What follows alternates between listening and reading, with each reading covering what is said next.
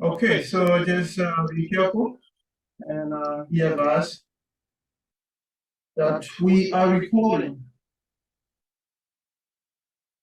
So welcome to OWCC 2023. Today we're going to have two speakers.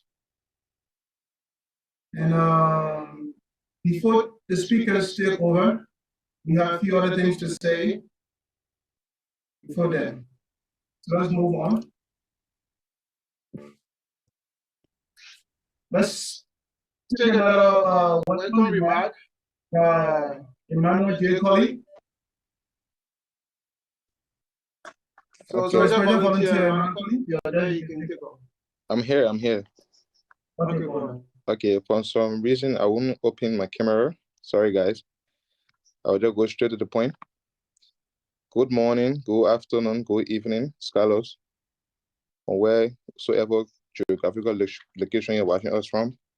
My name is Emmanuel DehKontee. I would like to welcome you to the second day of our events as we continue with the training section today.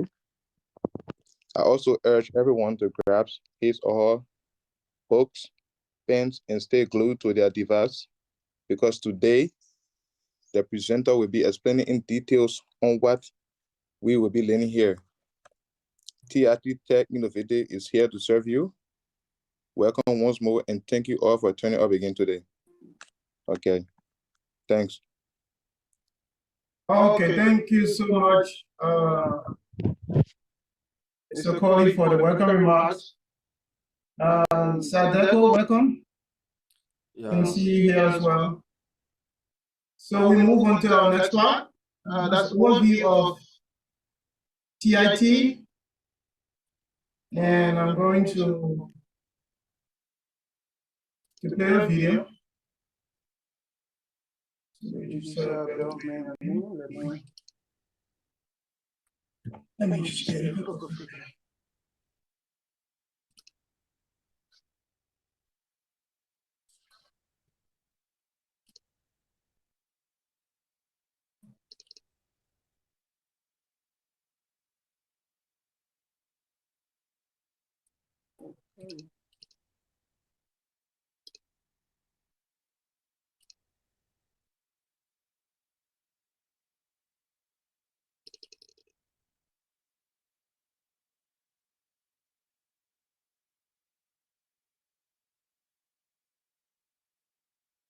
DEA Innovative Tech, DIT, with the color representation of green, blue, and white.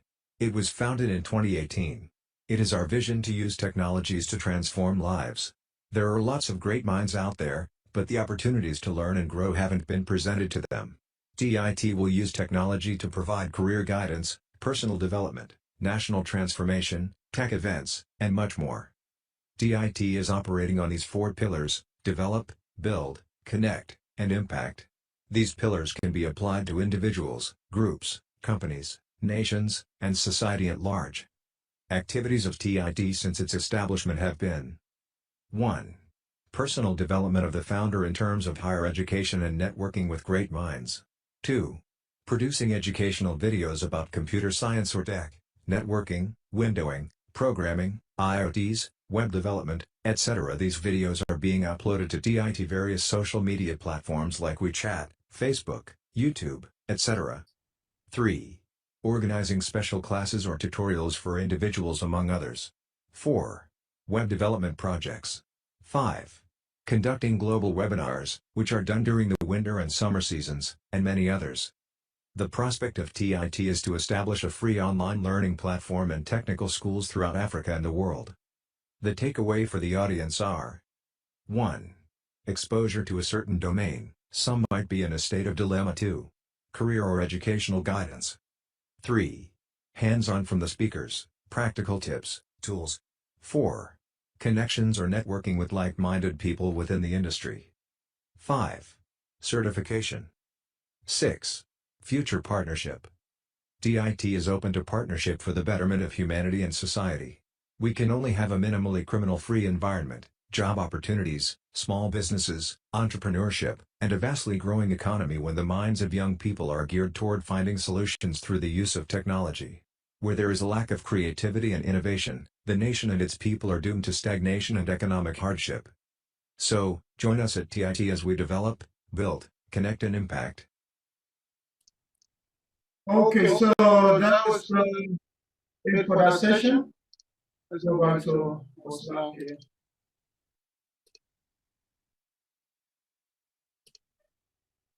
And the overview of this program is now, we're going to take it on from an end.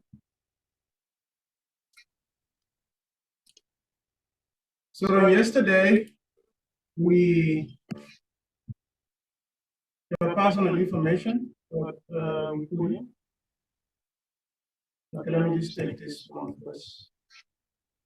So these are our hardworking volunteers. They are also on various platforms because we have people joining on Zoom. We have people joining here on Tencent and Google Meeting. So some of them are here, some are on the other side.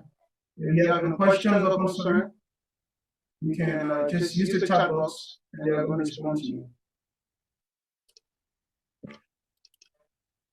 So if you are a web developer or a web designer, LBR Connects got in touch with us to recommend 5 persons for an internship.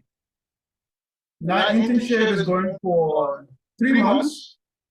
We're going to start from February 10 to May 10.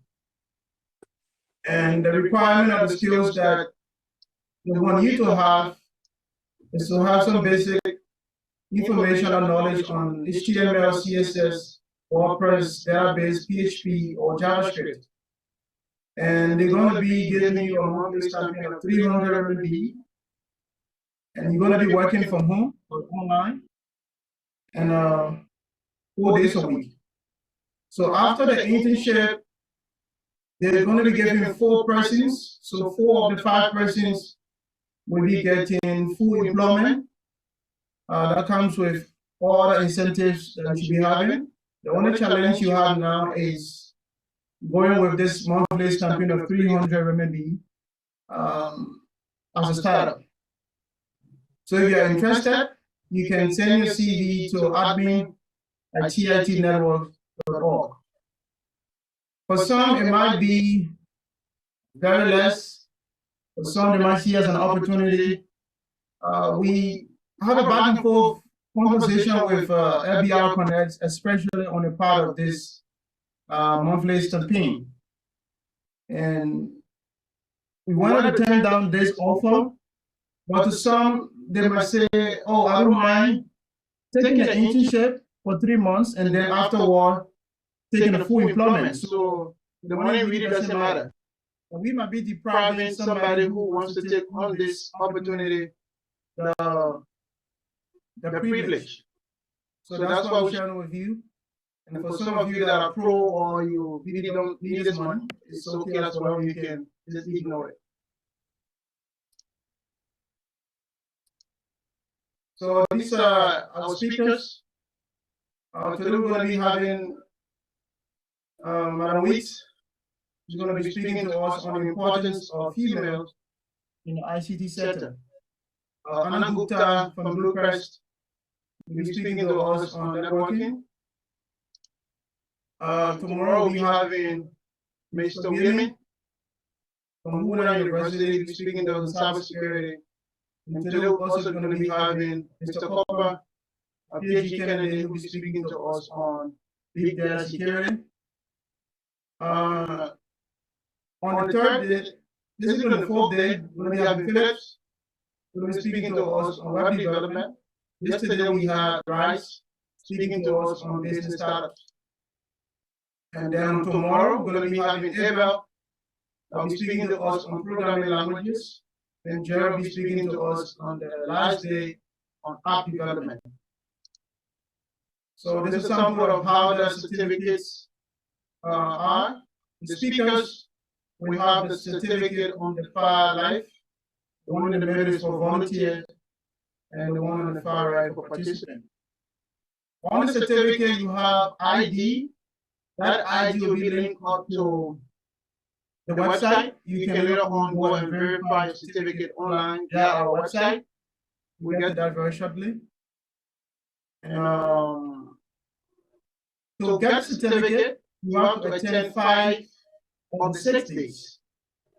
And you have to participate in the group projects.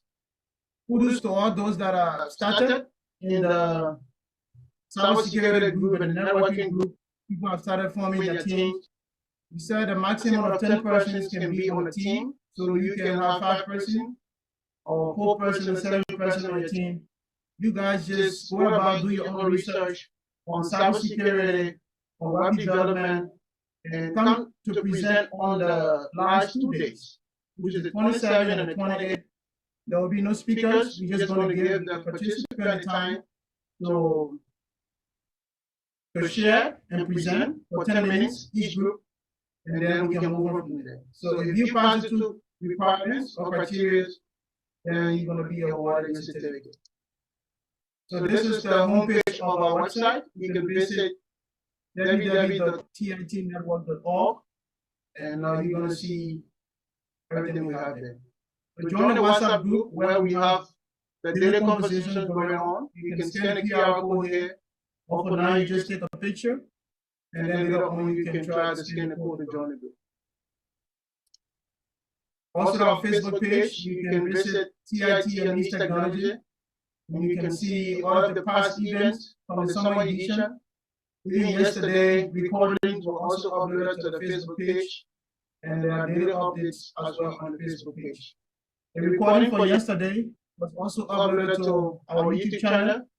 You can watch the full recording, visit TIT on YouTube, and you can get everything from there, including all the videos that we have been uploading.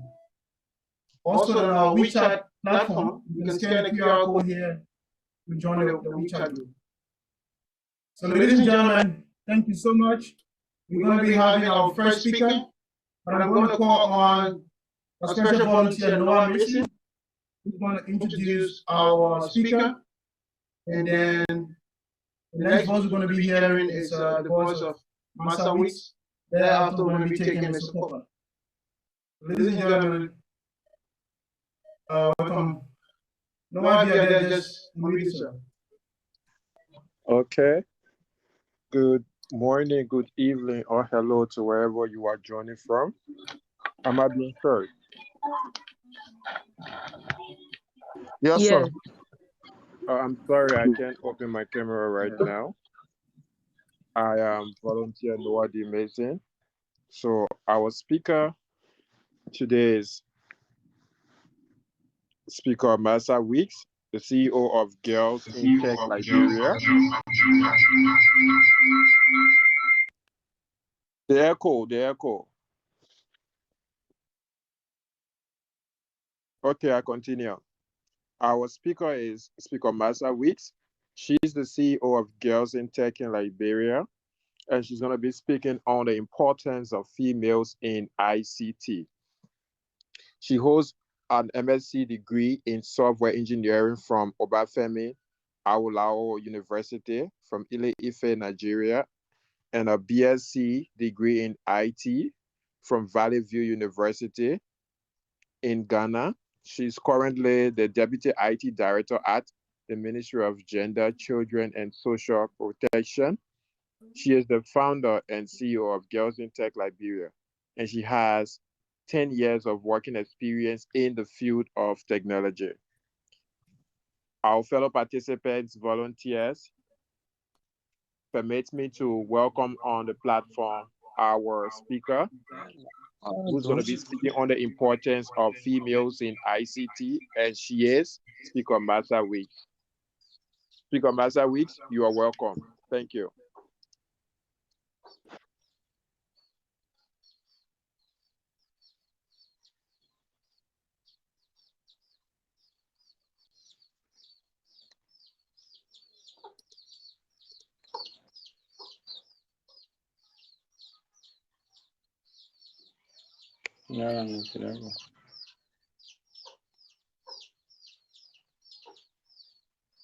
Okay, thank you so much for inviting me to this platform. Can everybody hear me?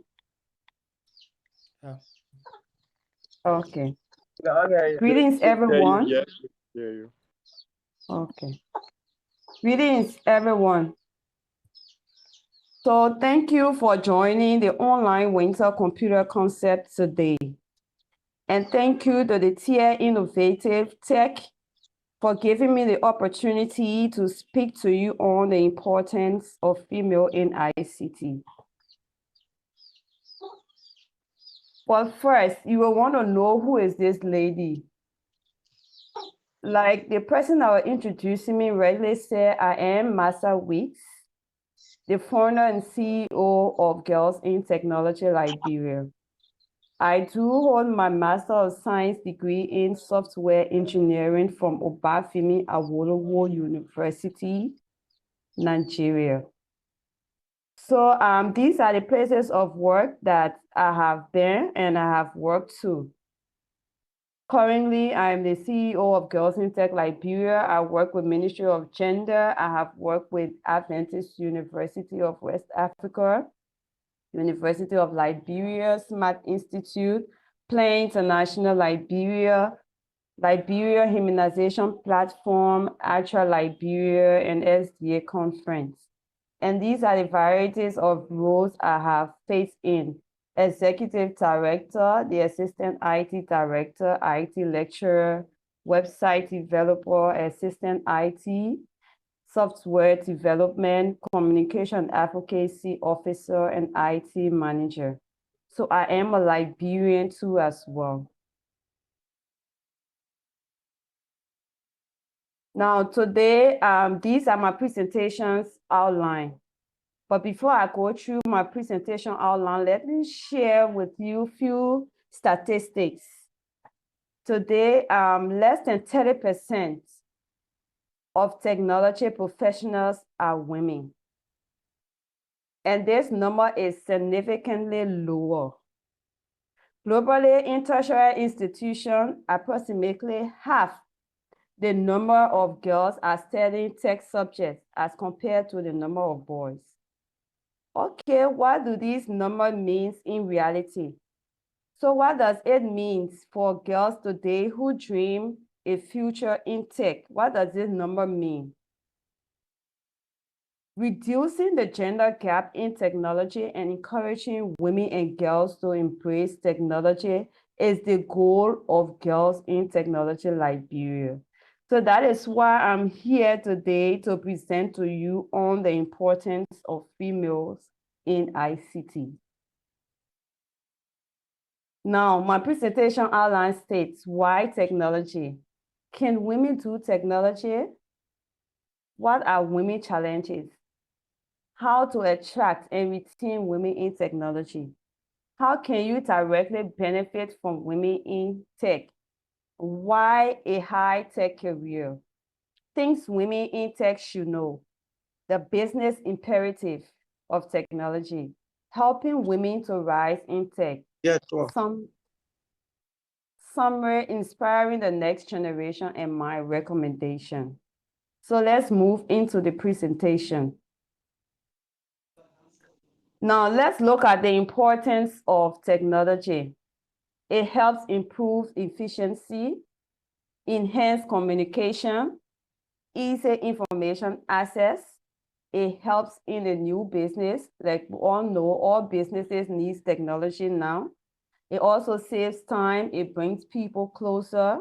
Technology saves costs. It gives competitive edge.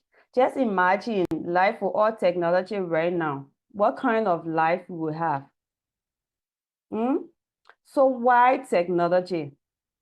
Technology is important because it helps to save our life. It also improves our work and make the world a better place. In reality, technology has played a very important role on how we live in the world today, and we all know that, and also how we communicate as well. Technology also helps emerging countries to get stronger in their infrastructure, like making the transportation system better, In other countries, you have a transportation system called Uber. You have a lot of transportation systems when it comes to technology. It also makes school better. Hospital got a lot of equipment in hospital and healthcare as well. So technology is very important because it helps to solve problems. Now, let's ask ourselves, can women really do technology? Of course, yes, women can do technology. Women are as good as men. It's not the lack of interest that keeps women pursuing tech-related occupation, but it is an unsupportive culture and an undervaluing of their capabilities that stop women from getting into technology. So a good starting point to get women into technology is creating a supportive cultures in homes, schools, and workplace. And let us all get involved by closing the gender gap. Let's get women involved by getting tech degrees. Women should also get equal pay as men in the technology sector workplaces as well. What are the challenges women face? Let's look at the disenabling environment, our education system. We need to involve technology into our curriculum. Our teaching materials need to have technology structure. We need to involve technology into our system. Because to high schools these days, it's just these days, high schools are involving computer programs into their schools. But at first, computer program was not involved. So we need more schools to get involved into computer programs. Let women and girls get involved into technology. Let's look at teacher and parents post support. Teachers need to be upgraded. They need to be taught in computer science courses. Parents need to give their support to their kids to be able to take on the computer courses. Let's look at sexual harassment. These are the challenges that women face. Some of them are sexually harassed, violence, domestic violence. For instance, I work with Ministry of Gender. I see a lot of cases come there. The men beat on the woman because of XYZ, the men do this to the woman. So a lot of cases come there. Women are bringing more cases to Ministry of Gender, saying that the men are being violent to them. The men are being sexually harassing them. The men don't support their kids. So what are we doing to be able to build ourselves? What are we doing to be able to be independent? Bringing cases to Ministry of Gender and think it might not solve the problem, but building on your own self and your career will solve the problem. You will be independent.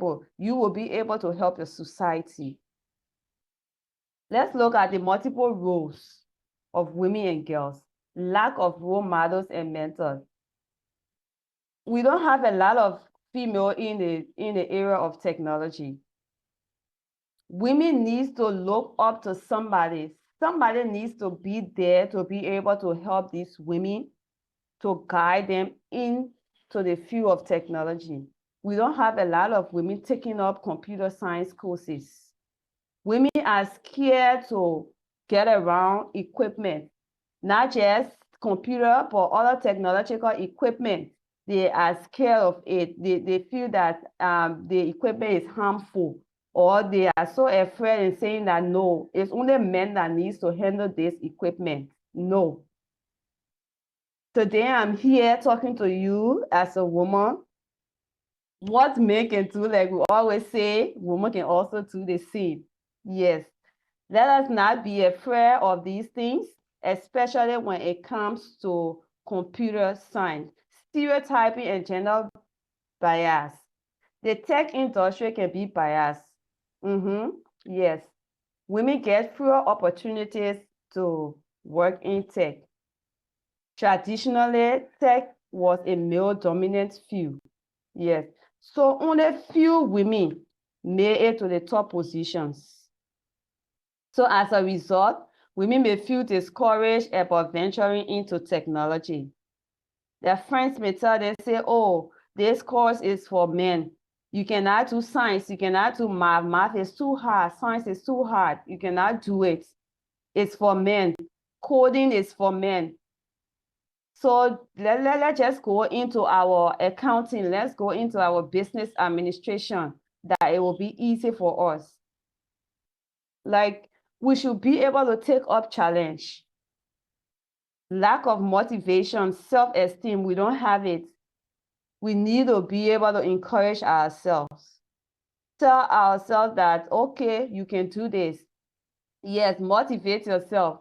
If this person is going for it, I can also do it. If I speaking to you today can earn a Master of Science degree in software engineering, you as a woman sitting there today under my voice, you can also do the same. It's just being self-esteem, having that self-esteem, that encouragement, encourage yourself. Tell yourself you can do this. And just be focused. When you are focused, you can achieve what you want to achieve. Not listening to people out there, not saying you cannot do this. Teenage pregnancy is also the major challenge for women here. Our girls are getting pregnant 12, 13, 14, 15 years. They are getting pregnant. They are coming there to Ministry of Gender saying that the father can't support, all because of poverty. The parents don't have it, and they don't have it. They are going to be able to look into the main pocket. They cannot say, okay, I want to be focused, study my lesson, go to school, earn a degree, work for myself, have a family. No. They always want to depend on men. And as the result, we find that these small girls around sleeping with men for money and getting pregnant around here. At the end of the day, they don't do anything for themselves. Teenage pregnancy is very, very important. It's one of the challenges that women face. Now, how do we attract or retain women into technology? Let's look at the cycle here. To attract more women into technology, organizations should create a gender-neutral job description to encourage women to apply. We should also be able to promote women to management leadership roles. We should also consider establishing a flexible working schedules for women. Yes. And one thing is, hiring boards should have women representatives to avoid a gender bias in the hiring process. If you have a company and you have a lot of men on a hiring board or a seat, you are being gender biased. You need to include women. Women can also make decisions. Women can also help build your organizations. So we need to promote women. We need to address the gender bias in interview process. When you post a vacant saying that IT, the system, or whatsoever job description or what you put up, involve women, include women, encourage women to apply. And when women apply, encourage women in your organization to also sit on the interview panel list, that they also will be part of the organization decision making. So moreover, hiring companies need to motivate women by giving them equal pay as the male counterparts. So like, it's not like she's a woman, so I will have to pay her this amount, and he's a man, I will have to pay him higher. No. Pay women and men the same amount based on their job description. So companies should also have inclusive culture that don't make women feel that they are left out. So if top tech companies give women fair share in senior positions, this will move and help and also attract a lot of young women to get interested in pursuing a tech career. So we should get women involved in our organizations, in our businesses, and in everything that we do. Let's get women involved. We shouldn't leave women behind. What can we do to get more women into technology? Yes, let's encourage them to study the ICT in the ICT field. Let's encourage them to go to school. Let's encourage them to obtain their BSc degree in IT. Let's encourage them to also obtain their master's, their PhD. Let them go further. When women excel in IT or ICT, definitely they will move higher. Because the war is evolving, and moreover, women needs to be carried along. So definitely let women pursue their degrees in IT. Should they say, no, I can't do math, I can't do science. Science is hard, math is high. I can't go along with these subjects. As long you tell yourself, I want to do this, and you are focused, you study your lesson, definitely you can make it. We have few women out there that have their PhD in computer science, that have their masters, that have their BSc in cybersecurity, masters in data science. So what more about them? They can be a role model to us, or they can be a role model to you. You can look at their poster and say, I want to be like this person. I want to their career path. I want to study this course. I want to go into this ICT course. And then be focused on what you want to achieve. You will definitely achieve it. Let's recruit women in our organization. Like I said earlier, let's involve women. When you put out a vacancy, let women apply. Encourage women to apply. Let's also promote women. Let's retain women in our organization. Let's promote them. So encouraging girls and women into ICT, we have to include computer science, like I said earlier, in our school curriculum. We have to train teachers and support parents. Yes, we have to do that. We have to provide female role models for women and girls that will guide them in a career path.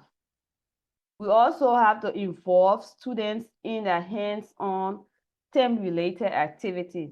Yes, we have to carry them along. Whatever activities that we have in the field of STEM or technology, let's carry students along, let them get involved. Let us also create a learning environment that will encourage the younger girls to explore the tech subjects and gather resources for them to learn. So organizing events will also help girls to discover the world of ICT through the hands-on activities and information. Yes. So what do we organize? We need to discover a tour of the company facilities. We carry these women and girls to organizations that have technological facilities where they can see equipment, where they can see instruments, and be able to lay their eyes on it and say, okay, yes, they know what they travel, they know what they went for, and they are seeing some technological instruments.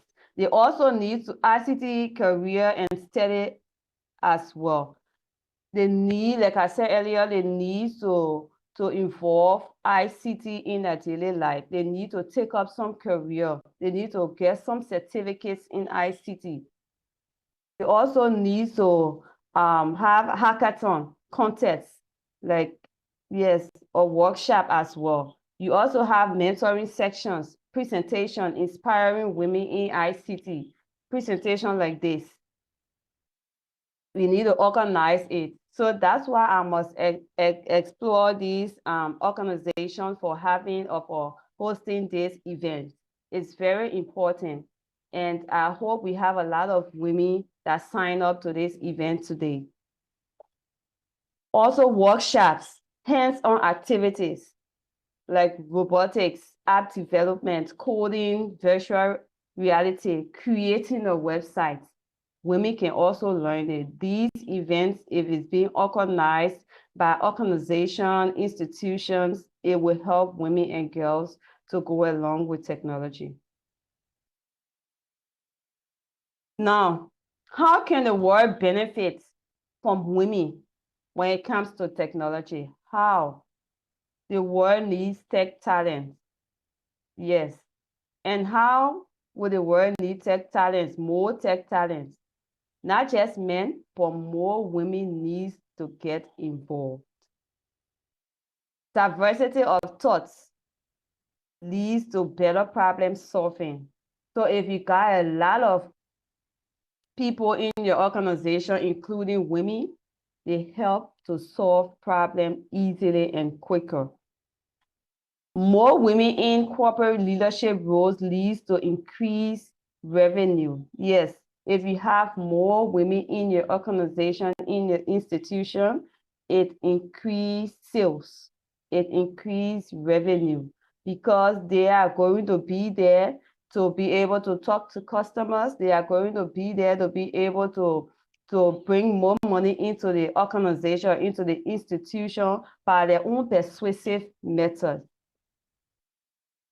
Women, the entire marketplace lack tech-driven innovations, and we all know that. So definitely, we need more women in the field of tech, not just only guys. I'm speaking to women because I was told to speak to women. The importance, remember the topic, the importance of female in ICT. So nowadays that high-tech companies are changing the world we live in now. So that's why high-tech career is needed. Women need to advance themselves. If you are sitting there and you just have a BSc, or you don't have a BSc and thinking of having a BSc, I advise you to go into the tech career. Do your BSc in one of the tech areas and advance yourself, because now everywhere you find yourself, be it the health, the educational sector, the government, telecommunication, consulting, insurance, wherever, it needs technology. They deal with technology, and they need people with high-tech career to occupy these positions. And it will not just be men occupying these positions, but let women also get involved. So if you want to get involved, you have to have a career in tech. So let's look at some of the positions women can occupy in the ICT sector. You can be an IT director, you can be a manager, you can be a database administrator, you can be a network engineer, you can be a software developer, you can be a lecturer, and the list go on and on. So it's not just limited. You can also be a graphics designer. So as you move into the field of IT, you need to specialize in one of these areas and tell yourself that you want to be a graphics designer, you want to be a software developer, you want to learn how to develop a website, you want to learn how to develop a database. You have to get in an area that you can specialize in the field of ICT. So let me just ask, can women actually earn a good salary in ICT sector? Of course, yes. This is the evidence of the U.S. Department of Labor prediction that show that there is a more paying job in the tech industry. So let's look at the general and operations managers. The annual salary is $11,110,000 plus. Yes, upward. That's the salary for the general and operation managers. But look at the IT positions. We have to do with the CIO, the Chief Information Officer, 136,000 plus upward. You can see the gap in between. You see IT director salary compared to the other career people's salary. So to tell you that the IT job is the fastest growing and the highest pay job. So as a woman today, I'm encouraging you to take up an IT career, get something doing in ICT that tomorrow you can earn money and help yourself, family, and your country at large. Now, things you women should know when it comes to technology. First of all, like I said, I will encourage you. Have that self-esteem. Always encourage yourself. Always tell yourself, don't be afraid to break stereotypes. Get a mentor that will guide you through the process. Don't underestimate yourself. Always tell yourself that you can do this. Always have that self-confidence that you can go into this. But not forgetting the men. Men are not bad, they are there to support us, we the women. So this is the secret for women to progress in technology. Be focused. Encourage yourself. Always have a mentor. Let's break that gender barrier. Let's get involved into projects. Let's be on the decision-making table. So let's look at the business imperative. Women make team and business stronger, yes. So women are innovative people. So please include them in your businesses, include them in your organizations, and they will make your organization or businesses successful. Now, like I said, the high-tech employers are responding to women, especially in the field of ICT. They need women, they need women's skills. So they are responding to women. So don't say, if I study IT or if I study computer science, I don't think I will get a job. If I apply, I will go and see a lot of men there, and I don't think I will get it. And let me just share my little experience with you. When I was applying for the position of the IT director, the assistant IT director position, when they shortlisted me, I didn't even tell it wise that they were going to shortlist me. At that time, I had my BSc in information technology. So I just gave it a try to apply, because during the application, they did not say women are encouraged to apply, but I just applied. When I sent in my application and I was shortlisted for an interview, when I went for the interview, I was the only female that was among those guys, and fear caught me. I was like, what? You mean, will they even take me? See all these giants? But I realized that I told myself that it's not about the body, it's about the experience, it's about the knowledge, what you have and what you can offer. So I decided to encourage myself. Going into the interview room, when I got there, I saw a lot of men on the interview panel. I said, oh Lord, help me. When I sat in front of those people, they started asking me questions. The other person will ask me question, I will not even end. The other person will ask me question, I will not even finish my answer. The other guy will ask me question, just like that. They were just asking me, and as they were asking me, I was answering. And as I was answering, I was saying it from my experiences I had. So based on that, when I left from the interview room, it took a while. They decided to call me back and say that I got the job, the position as the assistant IT director. I was like, I couldn't believe it. I was like, among all of those guys that went there for the interview, I am the one that is selected, or is it because I'm a female or what? But when I went in the institution, when I went there, I just decided to make my own inquiries and ask, is it because I'm a female? The other guy that they said, no, there is your point. Your point is higher than all other people that came here for the interview points. Then I told myself, I said that I will never give up. I will always encourage myself. Wherever I find myself, I will always encourage myself. And today, encouraging myself to even start up Girls in Technology Liberia, it wasn't an easy task.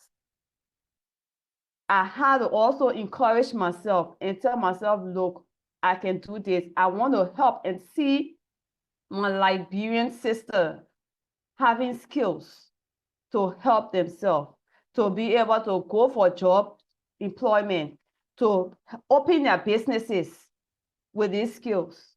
So I decided to do it free of charge and render my services to them free of charge at Girls in Technology Liberia. So I'm just giving you my own instant that if I can be focused and do this, you listening to me today, you can also be focused and achieve what you want to achieve. Businesses, organization needs females. They need females. The only thing you need to do for yourself is advance yourself in your career. So how do we help women to rise in technology? Like I said, you need to advance yourself. Graduate with a degree in computer science. Yes.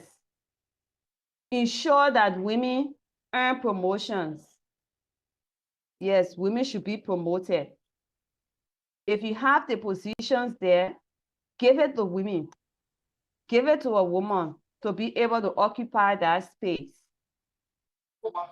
You should also... Hello? Hello, am I there? Okay. So, Yeah, you are live. You are live. Yes, we okay, can hear you. Thank you, thank you. Can you So, tell me? in the hiring position too as well, recruit, like I said, recruit women. That is how we can help women to go to the next level. Let's encourage women. If women are working in your institution and get pregnant, let's have our maternity policy that will also make them to feel secure when they are taking their maternity leave. So after the maternity leave, they can come back to work and their jobs are there secure. So let's help women to rise up by giving them an equal pay at work site. Let's help women to grow in the field of technology. So ways to assist women into technology. We should have trainings like what you are doing. This kind of training, these presentations, we should always have it. We should have a flexible work arrangement for women, where women can be able to work part-time, women can work full-time, women can even stay at home and be able to take care of the children and also work from their computer. We should also, like I said, encourage women to climb their career ladder. PhD, Masters, BSc, Masters, PhD, and onward. You should also be able to give women family benefits in your organization, in your institution, that they will be able to take care of their child. They will be able to have family leave to take care of their family, to spend some time with their family. Women is also good in social media aspect. So if you increase your business, you focus your business on social media aspect, involve women. That women should also be the marketer. Women should also be there to be promoting your business on this social media as well. But mind you, men too can also benefit too as well. So what all of us said is that we should get women, majority of women in the workforce. Women should control majority of the spending. And nowadays that women are earning more degrees, 57% of women are earning more degrees in other subjects like accounting, business administration, and a lot more. We should also, women also graduating now. Women not just say, okay, I have given birth, so I cannot go to school, I cannot do this. No, they're also picking up. They are graduating from universities. Women, like I said earlier, don't tell yourself that you cannot do math, you cannot do science. You can always do better in math and science. Women should take up tech careers. Tech careers, salaries are high paid salaries. Yes. And the opportunities for tech careers are there. We have a whole lot of scholarships on the internet. We have countries that are giving scholarships to people, especially to women. They want to get women involved. So high-tech businesses, like I said, they also need more women in there.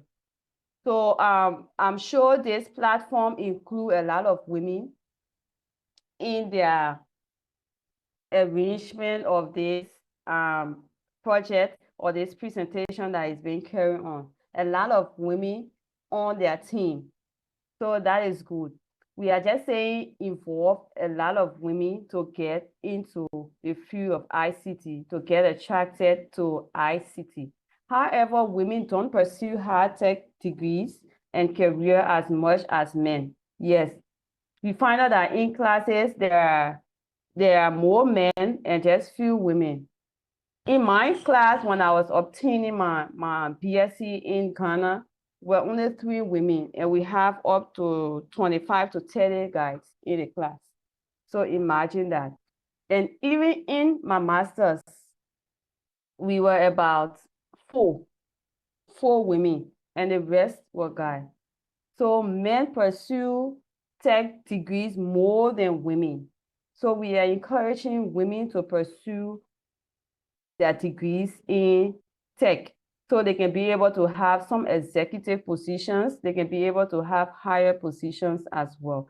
Our girls are influenced by gender bias, stereotype, limited role models. Yes, we don't have more women into the field of technology. The few that we have, they are the role models for the upcoming ones. So we need more women into the field of technology to encourage more to enter the field.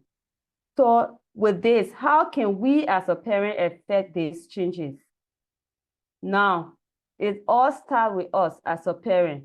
Let's watch a gender bias and stereotypes. Yes, we do it. Others too understand and mitigate. Let's encourage higher education. Let's discuss tech careers to our kids. Let's talk to them about technology. Let's encourage them. Let's give them these smart games to enlighten their minds. Let's be able to bring home heroines. Let's wear our gender glasses. Let's talk about sexism and gender bias. Be a source of encouragement and inspirations to others. And most importantly, be a role model that they want to see in us. So for this, I would recommend Kids Racing, Careers, Women in Tech. These are the books that I saw on the internet that I can also recommend to you to read, and also read to your child or give it to your child to read as well. And these links that you see down here, Udemy is a website that you can also go to and obtain certificates, BSc or master's degree in computer science. All of these links. Coursera, also, you can also obtain the degree. Likewise, the TITnetwork.org also have a certificate program that you can also be able to take up as a woman. Thank you. Thank you so much. Thank you so much. Thank you so much. Guys, wherever you are on Zoom, on Tencent, on Voice Meeting, just begin to send your thank you message, your emojis, your everything. Thank you so much. Let's take 2 questions from our audience, and we also encourage the next speaker to start getting ready, and the volunteer that will be introducing the next speaker to get ready. Let's take 2 questions. If you are free, you can unmute yourself and ask a question to our speaker before she leaves, or you can send a text message in the chat box and we're going to relay your question to her. But keep bringing in your appreciation message. Thank you so much. That was really, really wonderful. Some people want to change their gender as we speak. You want to change their gender now. Also, people want to see your face. It is possible. Can you tell your camera? Okay. Thank you so much for today.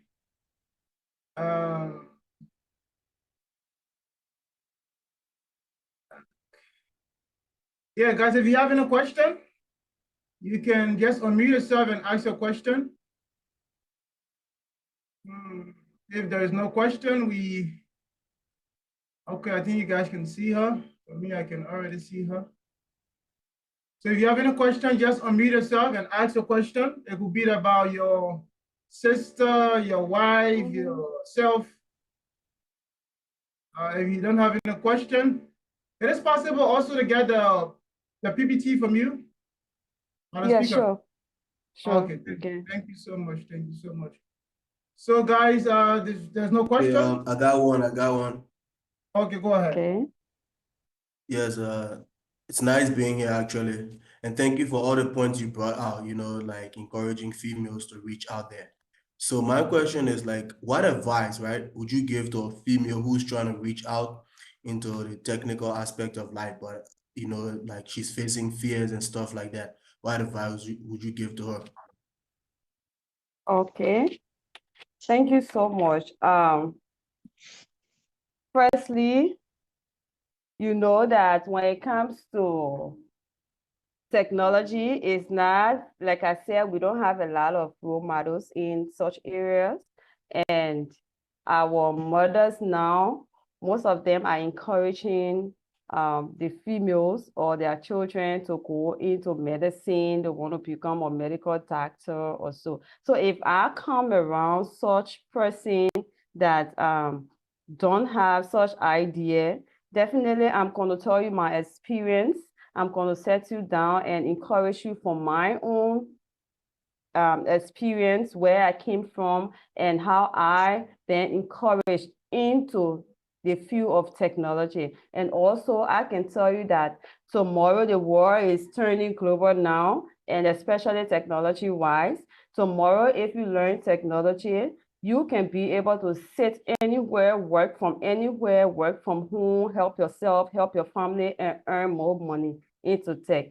And that's why I also decided to have this program called Girls in Technology Liberia, where we offer them that free service to move the fear from them, to know how to use computer, explain about technology to them, and also encourage them to pursue technology in their career. Okay, so let's take this last question from Alvin. Yes. Oh, who is that? From Debbie. Okay, go ahead. Okay, I firstly want to appreciate our speaker for that excellent presentation. I want to know what happens to a lady who already has a career, like in medicine, and because of the importance of tech, and she wants to get into ICT. Is it possible, and how does she go about it? Okay, thank you so much. It's very possible. So the thing is, into the field of medicine also have to do with technology, because you have a lot of equipment there that you have to play with, and you also have to use computers too to be able to work along with it, send your reports, and do a lot. But to be able to get some certificates and also want to advance yourself in technology, like I said at the end of my presentation, you can make use of those links that I sent there. They have some certification programs there that you can also take up and learn more in technology.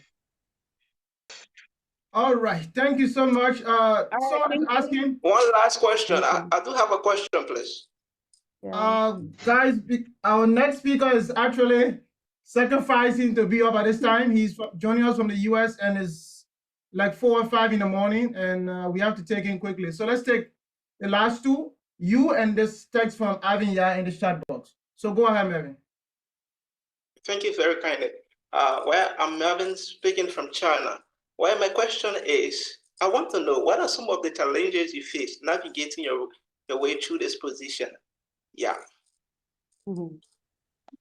Which position? Is it the working position? Let's say speaking, I mean, not the working position, through the process of text.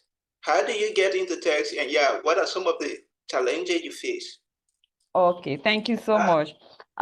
First of all, when I finished with my high school, I obtained a Division 1 in WAEC, where I was supported by the SDA conference to give me a scholarship where I can pursue my first degree in BSc degree in Ghana.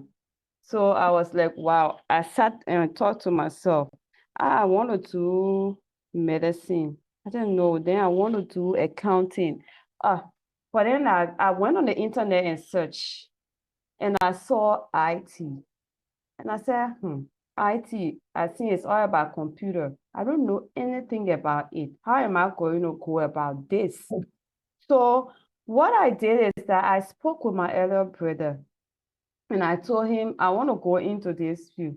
And he said, wow, you are making a very great decision. And if you do IT, the first thing he said, if you do IT, you will make a lot of money. There is money into the field. And moreover, you don't see a lot of females into this field of IT. I said, really? He said, yes. I said, but how is it like, is it not difficult or so? Because you say I will be the only female like that and things like that, and then men are going into it. He said, not for men and things. He said, no, you can also go into it. Okay. I took up the challenge. Though I read on it, but I took up the challenge. I said I want to obtain my BSc in IT. When I went to Ghana, the first thing I sat in class and I saw coding, I saw C++, I saw Java. I said, what is this? I don't even know how to move the mouse. So I told myself, I said, am I going to end this course? I said, and I sat again, I said, as long as I have started and people know that I came to do BSc in IT, I must complete. So what I do for myself is the time people will be going to the cafeteria and I will be missing food, that's the time I'm at the lab. And at that time, I don't have computer. They did not give me any computer. That's the time I'm at the lab exploring, just clicking, and going to the internet and don't know what to do. So a guy in the lab and say, I'm seeing your determination, I will help you. And he decided to guide me in the process, show me the way, started showing me the way. Till then, I got my own computer, spent more time, and I spent serious time. I wasn't even eating because the time I would take to go and eat, I have lost track. So I need to be on track and either carry bread or something with me. Yes. So it wasn't easy at all to say I find computer science easy or IT easy. It wasn't easy at all. But as long as I put my head, the other people were changing their courses. I saw some of my friends, they were changing their courses. They going to different. I said, no, I will not follow you. I will make sure and end this. And this is what I stick to. And I got my first degree. When I got my first degree, came back, worked with various institutions, and then obtained another scholarship again from the World Bank, which I did my master's in Nigeria in software engineering, and I'm here today. That's impressive. That's impressive. So, is there any scholarship available in Liberia for female in tech? For now, I can just say that no, because I always check the eMansion website to see whether they have some scholarships there, and they always post scholarships there, but I haven't seen none for now. And all of the other institutions that I've attached to, I haven't seen scholarship for now. Okay, but one scholarship that is there is not for tech, but it's saying that if you are in the school, and it's a Lema Bowie scholarship, saying that if you are in the school and you don't have money to pay your school fees, you can be able to apply for them to assist you, depending on if you are doing that course now, IT or different course. It's not limited to IT. It's not limited to tech. So that's the scholarship I know of for now. But however, you can also keep searching the internet. You can search Opportunity Dex. It's another platform that you can get scholarships on. All right. So thank you so much for joining us today. We highly appreciate and we hope that we can have you in the future. Thank you so much. Thank you, Tim. That was impressive. So now we're going to have our next speaker, and we're going to call on volunteer Veronica Cuppah to introduce our speaker. And honorable speaker, we hope that you are available. You can just give her the message or anything in the chat box. Yeah, I'm Okay, good. that's great. Vera, you can go ahead.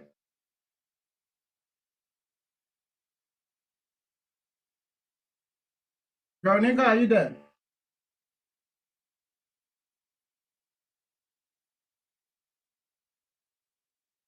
Veronica, are you there?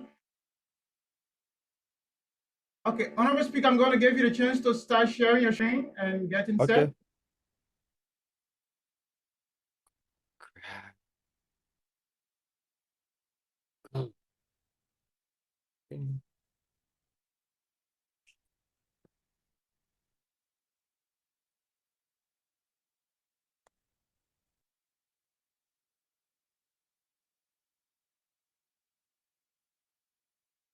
Okay.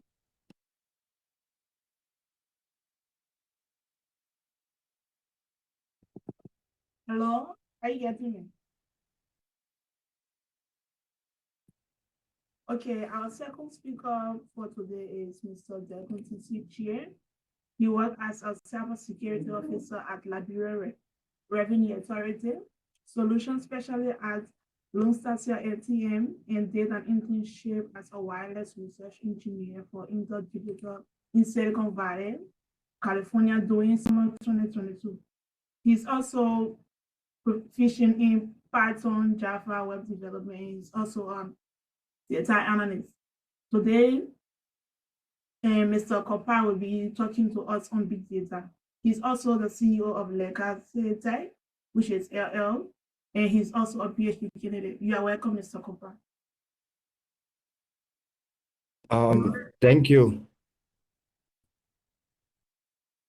Yeah, so am I audible? Yeah, loud enough. That's great. Okay.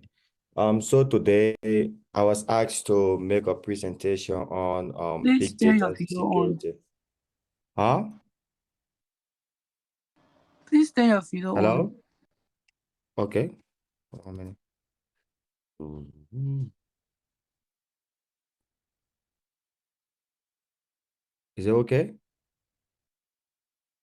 Yes, sir. Yeah. So I was asked to do a presentation on big data security.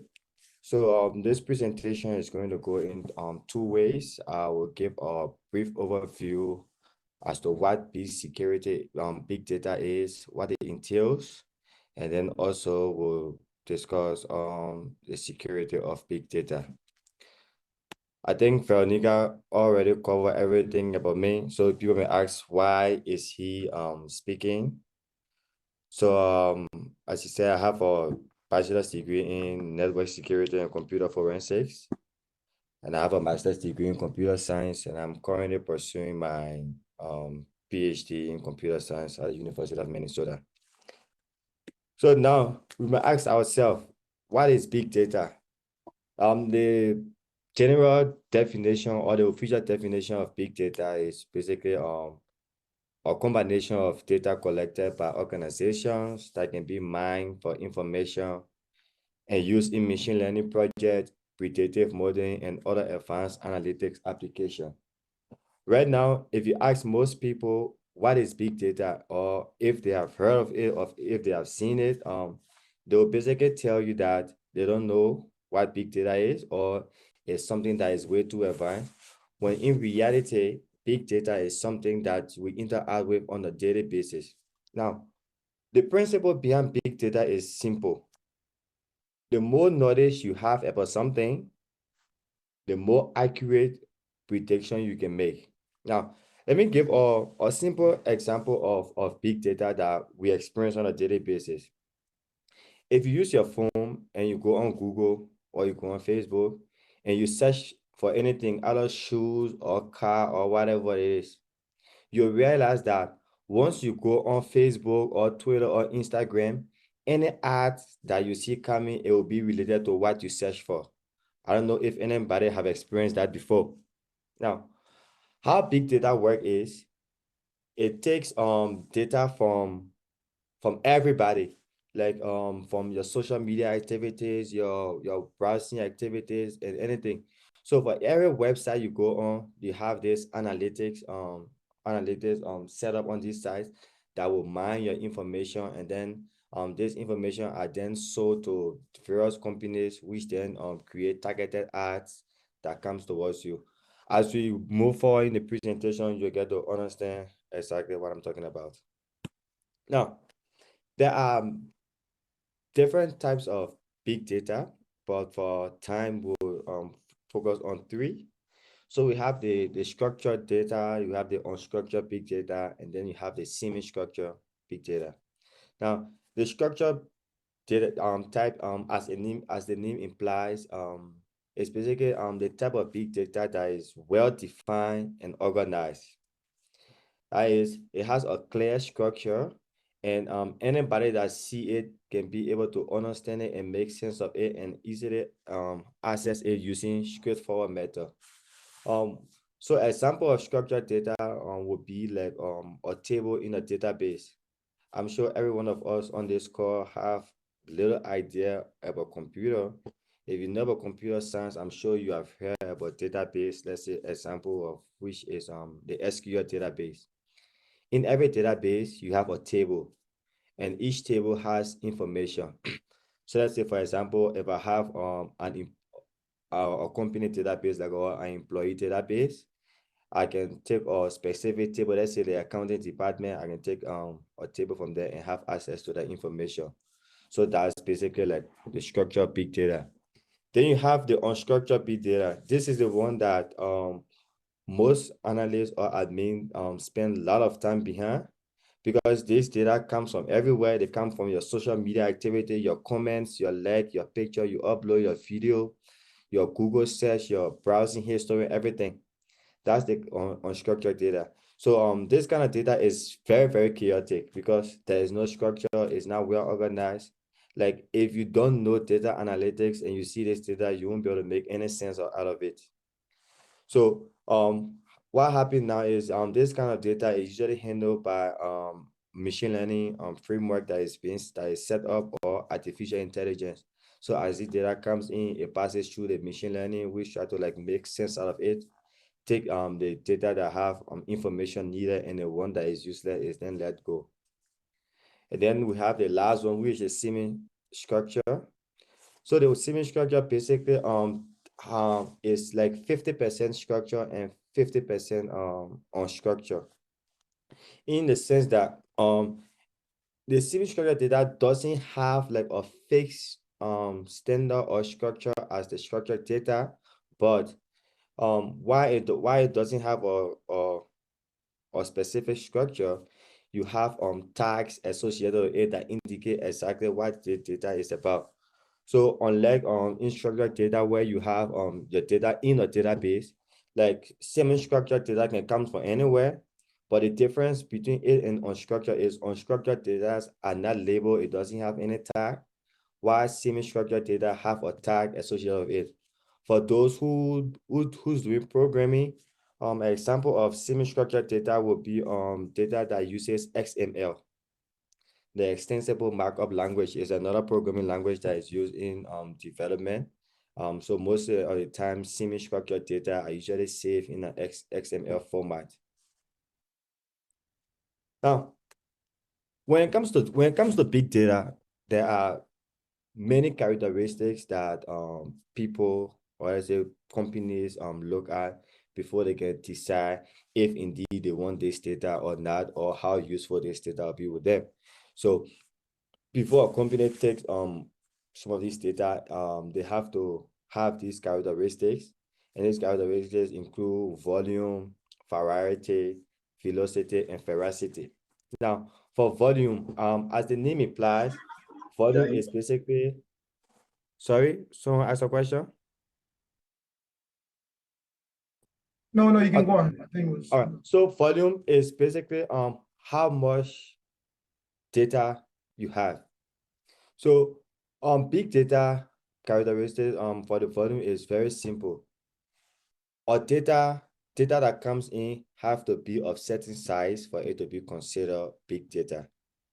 Now, if the data does not meet that size, then it's just regular data, it's not big data. But if it pass certain like out of a terabyte or gigabyte, based on the baseline the company sets, like for example, if I have a company, let's say company A, and I have a baseline that said that if I receive any data above 1 terabyte, it's classified as big data. So that's the volume I'm using to set my baseline. So if any other data below 1 terabyte comes in, my system will automatically reject it because it doesn't meet the criteria of the volume. And the reason about this is, for you to understand the data, first you have to know the magnitude you are working with. If you don't know the volume of that data, you will not be able to make any sense out of it. And then we come to the variety. As I mentioned earlier, when it comes to big data, you get data coming from different places in different forms. So you get like different types of data that comes in. Now, if you have to if you have to properly analyze this data, you have to know what type of data it is. Like if data is coming in, is it coming in the CSV format, or is it coming in a DB format, or whatever format. So if you are able to know the kind of data that is coming into your system, you can easily arrange it or organize it in such a way that if a CSV file comes into your system, it goes to the CSV file. If a DB file comes into the system, it goes to a DB file. So that way, when you're doing your analysis, it's easier to analyze the data than when all these different forms of data are mixed in and then you don't know how to analyze it. And then the next one has to do with velocity. Now, the velocity basically, in common physics, velocity means speed.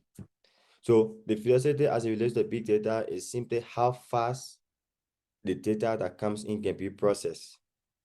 That's all. So you have to have, that's why most companies that use big data, they usually invest in servers that have high processing power, because you have to process the data as quickly as it comes in, because imagine if you're having like 1 terabyte data coming in after a regular period interval. When the first 1 terabyte comes, if you're not able to process it, and then another terabyte comes in, it's going to cause like a bottleneck in your system, and there's a high possibility your system might crash.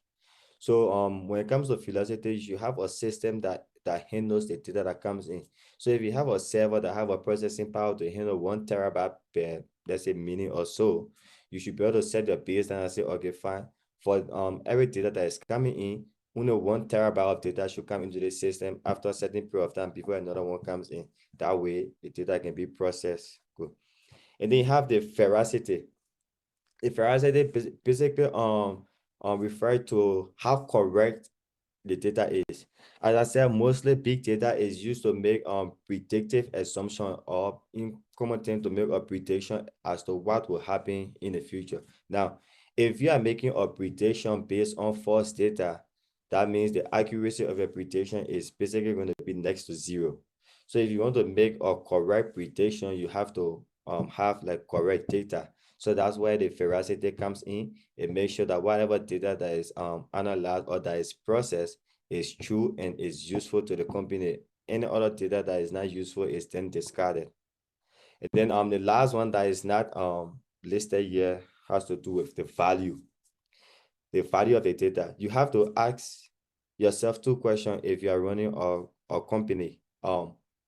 This data I'm about to buy, or this data that is being sold to me, is it going to give me an advantage over my competitors, or what value is this data going to add to my company?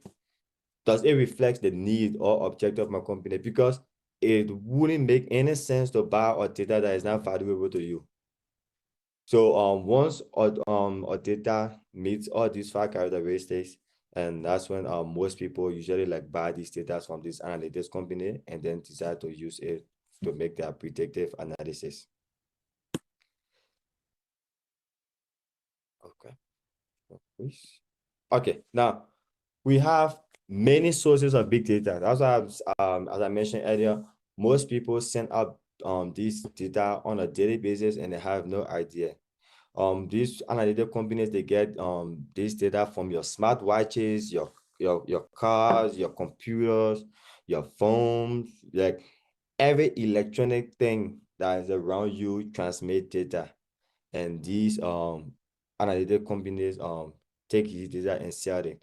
So these sources are usually categorized into 3 different categories, and which is the social data, the machine data, and the transaction data. Social data, as the name implies, is basically data that comes from your social media activities, your Facebook, your Instagram, your Instagram, your TikTok, your everything. So all these data, like, so these companies, everyone knows for a fact that most people or almost all of us will spend at least a minute or an hour on social media per day.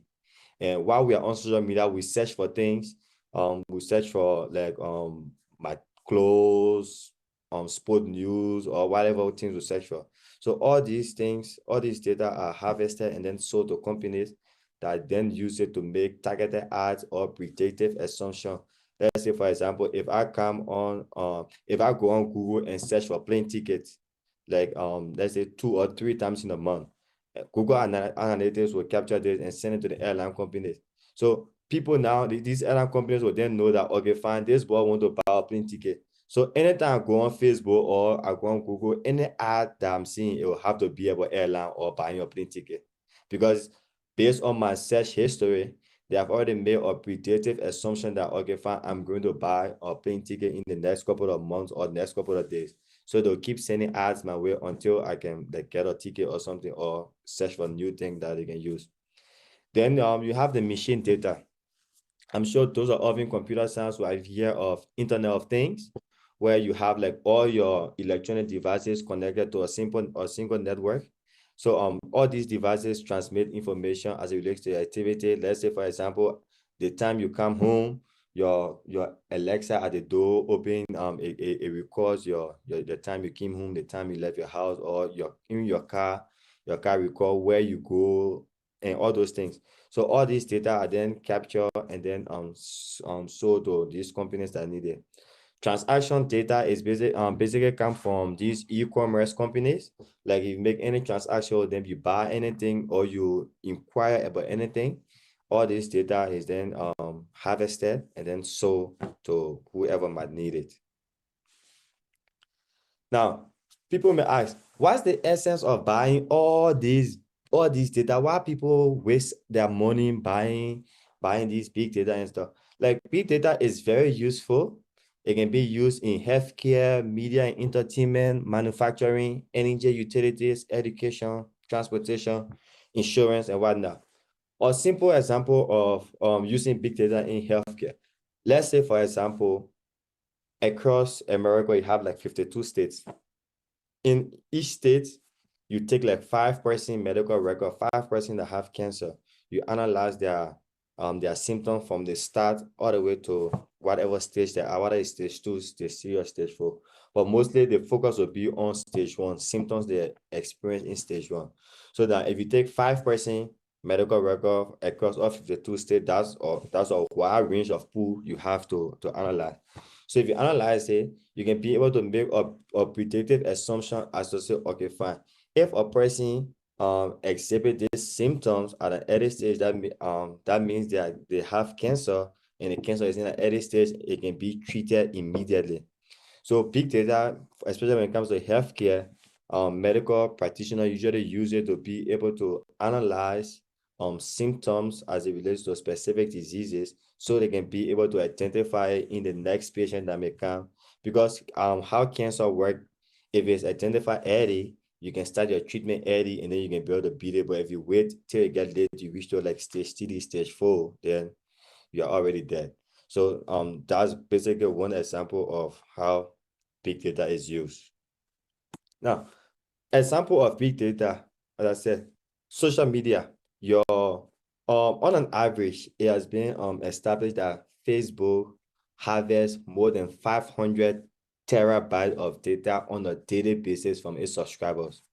Now, that's why Facebook is free, because Facebook use your pricing activities to raise money, make million Mark Zuckerberg serial billionaire in the world, and then because with all the data people get from across the world, it's very easy to predict what a person will do or what a person may do or whatever it is using their social media activities. And then also you have the stock exchange. The stock exchange where there's none in Liberia at the moment, but I think there's some in China, in the US, and the most popular one, as they call it, the New York Stock Exchange. They generate like 1 terabyte of data per day. So what it does is each data is based on a trade. So let's say, for example, today I come in and I do trade on XYZ business. Tomorrow I come in, I do trade on the same business. Automatically, the system will be able to make a predictive assumption that if I come back in after a month, I'll be able to make a trade on this particular company. So if the stock goes up or come down, they will always make targeted ads towards me to go and make trade on that business. So that's just how it is. So before I go to the security aspect, I will stop and ask if anyone have any question as it relates to the general overview of big data that I gave.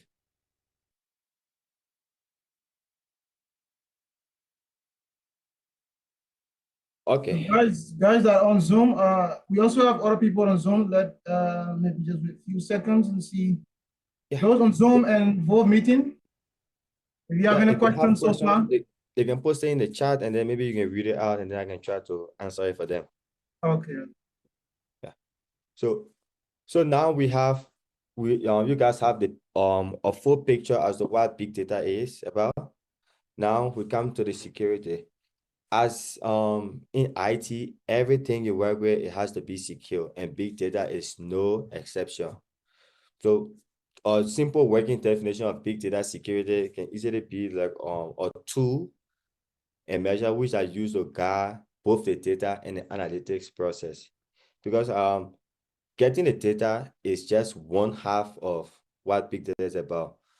Analyzing that data and using it to make predictive assumption is the other part of big data. So your security should be able to handle both parts. Now, the main purpose of the security is basically to provide protection against attacks, theft, other malicious activity that could harm the data. So as you can see in the diagram, big data security basically focus on 4 pillars, which is the data privacy, the data management, infrastructure security, and the integrity and reactive security. Now, when it comes to big data, there are three different stages in which the data comes in. You have the ingress data, that means data that is coming into the system. So let's say, for example, Facebook, for each time a user browses and stuff like that, that information is harvested and then forwarded to the Facebook server. So that is an ingress data. Then you got the stored data, that is data that you already have stored on your database.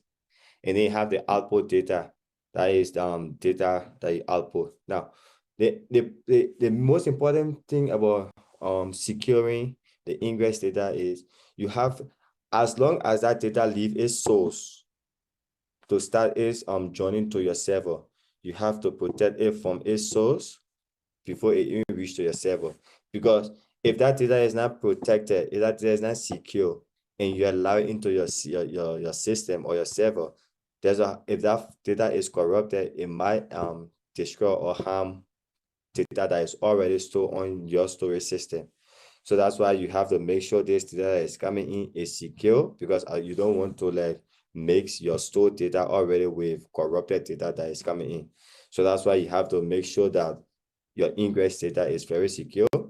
Then your stored data you have on your server or on your storage device or wherever you save your data, you have to make sure you have security mechanism in place, like access control, encryption, authentication, and intrusion detection, intrusion prevention, and all that. You should make sure that you have your server or your hard drive or your storage device very secure. And then you have the output data. So when after analyzing the data that comes in, you have to output it like to people, to non-computer people, so they can understand exactly what data they have. So to do that, you gotta have like a dashboard that give a general overview as to the data, and then you have insight analysis and stuff like that. So you have to be very careful as to the kind of data you output, because if a hacker sees it and if you output like more information than you're supposed to, they can know exactly what kind of data you have, and then they can try to launch an attack against you. So that's why whatever data you output, you have to make sure it's very, very secure, or else hackers can use your own information against you to try to launch an attack against you. Now, why do we need security? That's a question most people ask. Now, I tried that. There are a whole lot of reasons as to why we need security for big data. But due to time, I tried to like narrow it down to like 6. Access control.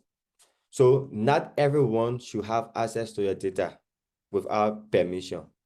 People should get permission to be able to have access to your data.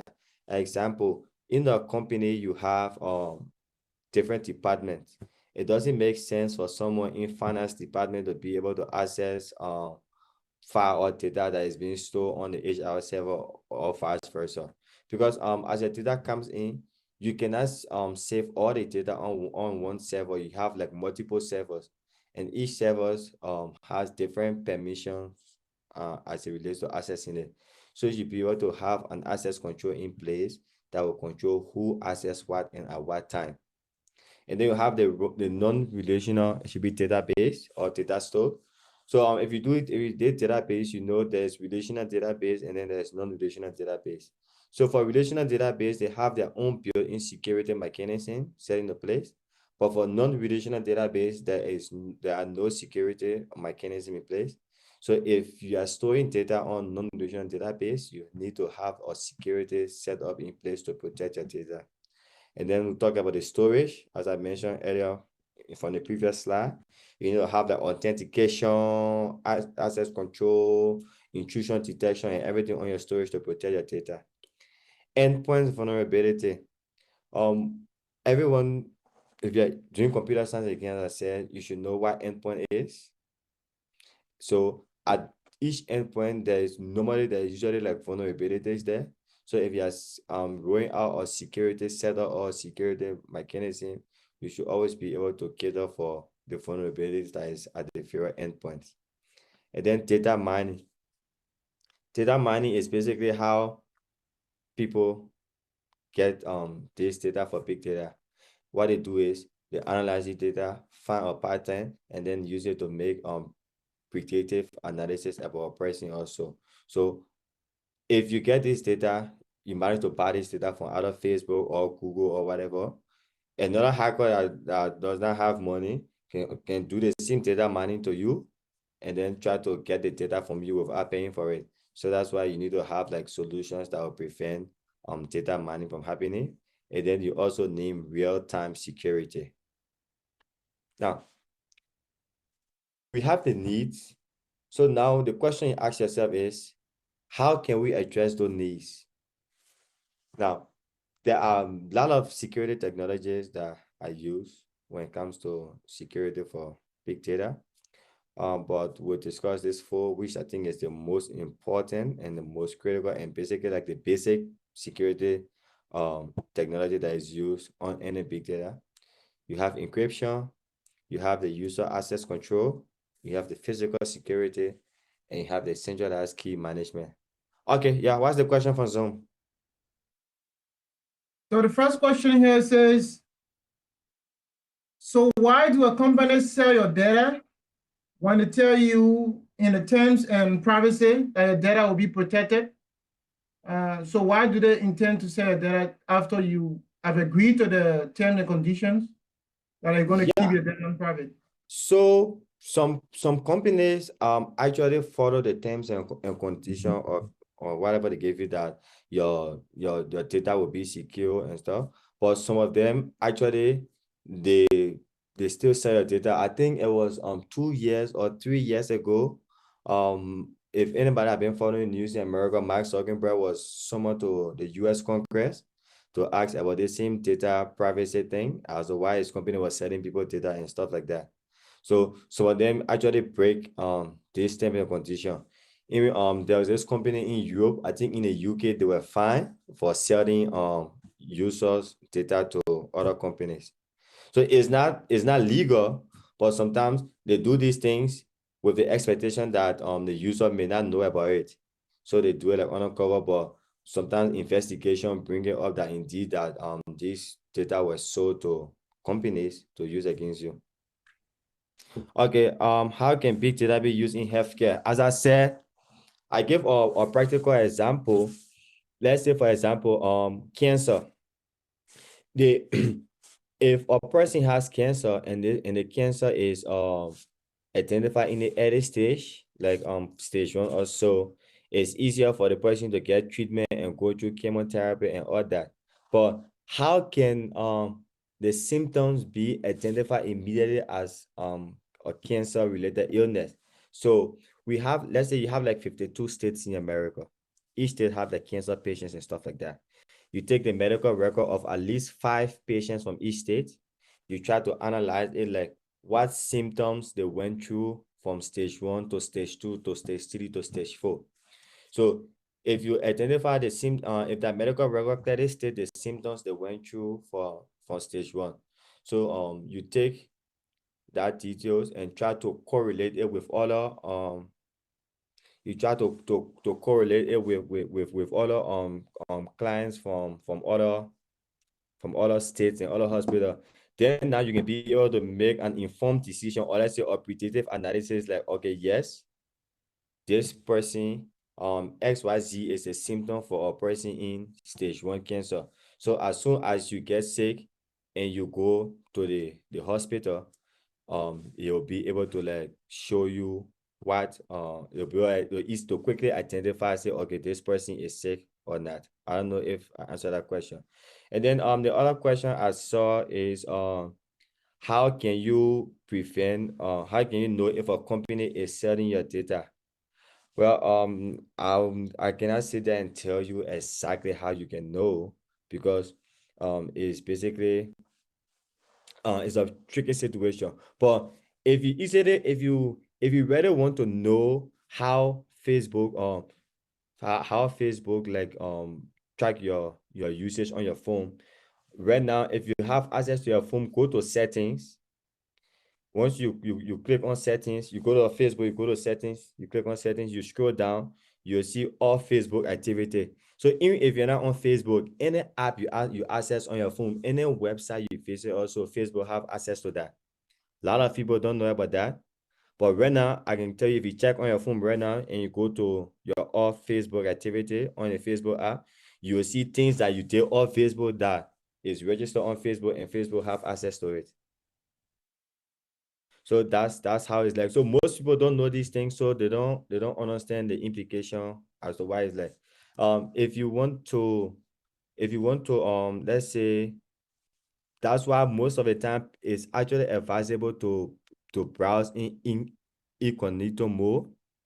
I don't know if anybody know about that, like on private mode, where if you open your browser, they get the regular browsing tab, and then they have the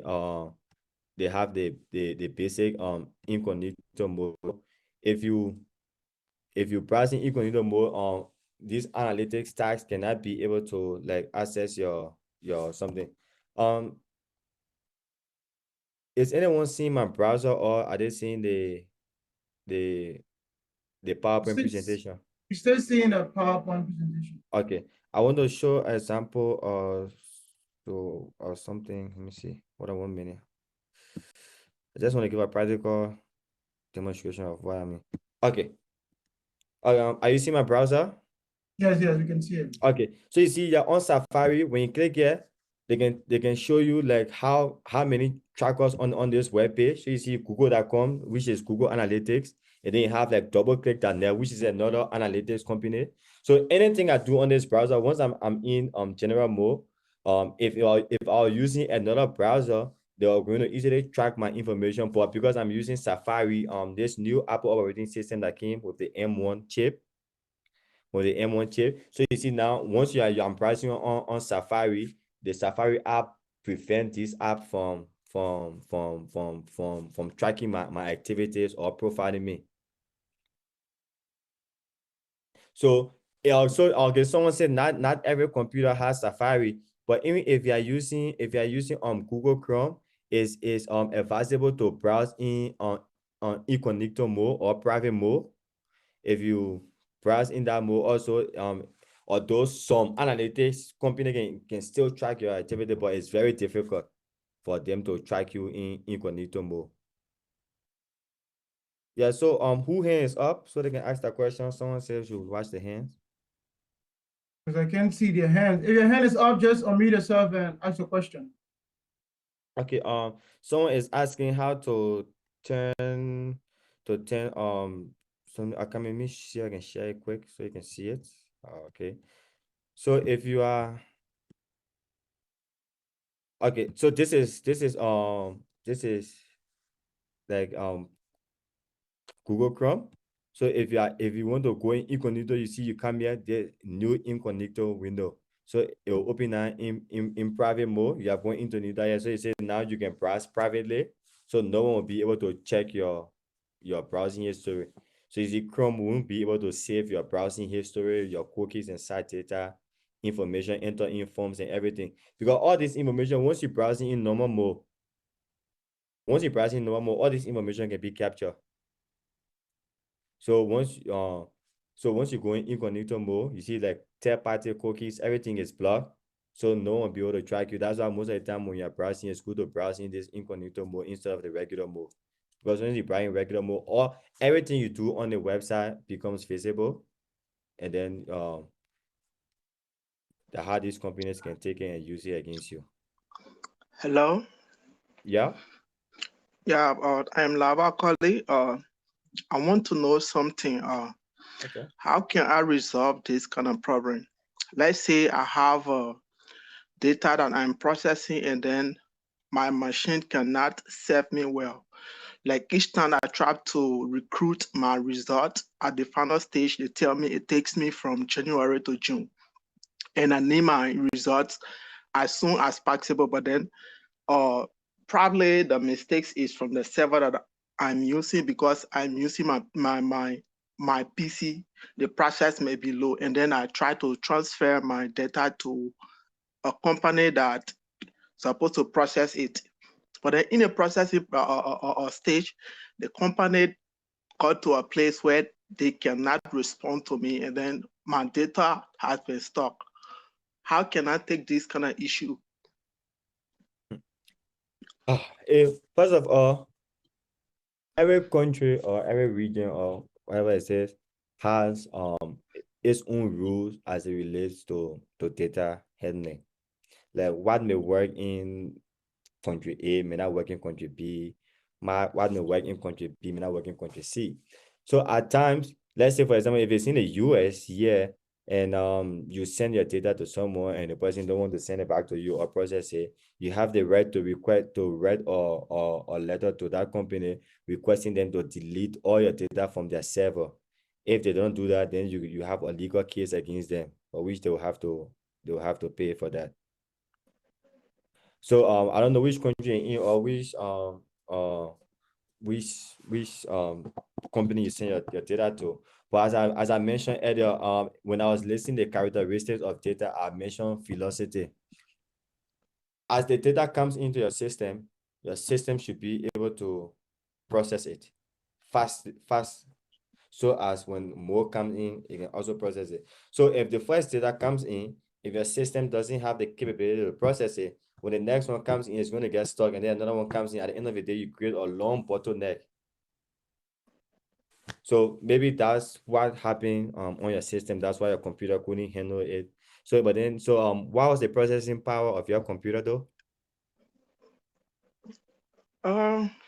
I'm using my laptop, but actually we send our data to our server. We were using Ubuntu, and the company told us that they were using Santos.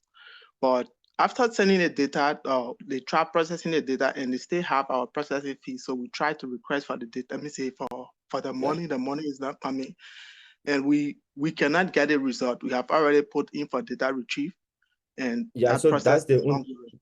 it seems that's Yeah. the only option you have that for them for data retrieval to get your data back from them. But anyway, you can reach out to the CEO and ask my social media, so you can reach out to me later, then we can better discuss it instead of holding out everybody. All right, then, thanks. Yeah. Okay. So how is big data processed, and what are the different big data processing techniques? There are different ways big data is processed. So the first way, which is the most common way, is machine learning.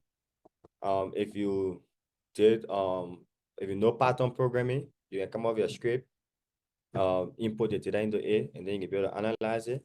But then there are also, you have the Apache Hadoop, you have the Apache NoSpark, and then the NoSQL, and then you have Hive. So there are different techniques that you can use to process big data. But the most common, the most easily used one is the Hadoop, HADOOP. So if you got time, you can go read on that, and then I think you'll get an understanding of that. Can you obtain a BSc in big data? Normally, I haven't seen someone offering BSc in big data. You can get certification in it, or at a master level, you can decide to specialize in it or focus your research on it and stuff like that. But for BSc, I'm not sure. I think that's something I can look into, and then if I get an answer, I can send it. Okay. Someone said their school offer BSc in big data, so that's good. As Tokwe said, if you trust a company to manage your data and sign data privacy, and the company breach it, you have every right to sue them. I want no back and forth with that. You have every right to sue them. So once you sign a data privacy agreement with them, and then they break it and sell your data to someone or to another company, you have every right to sue them. Any other question? That's all so far. Okay, let me see. Go back to sharing. Big data security. Okay. Yeah. So as I was saying, the security needed for the encryption, user access control, physical security, and centralized key management. Everyone knows what encryption is.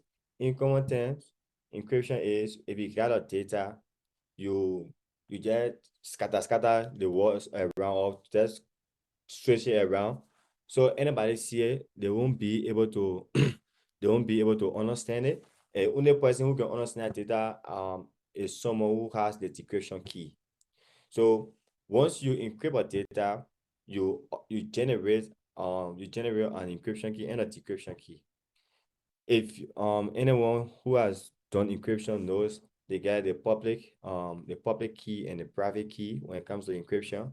So you encrypt using one key and then you decrypt using another key. So if you have data on your system, it's good to encrypt it. So if anyone who doesn't have access to the decryption key or doesn't know the decryption key, they cannot decrypt the data or cannot make sense out of it. And then we have the user's access control. As I mentioned earlier, access control is very, very important. People should only access data that they need to work with. You can have someone in Department A accessing data from Department B or Department C or Department D. That is very wrong. That's where data leak comes from and stuff like that. Because if I'm in Department A, if I can have access to data in Department C, I can go there, access it, and take it, and then I leak it out. And then nobody will know. As far as I'm concerned, I'm in Department A.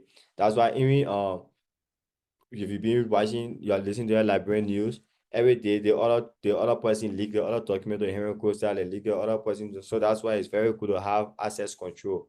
So if there's any leak that happened, you can know exactly where it came from.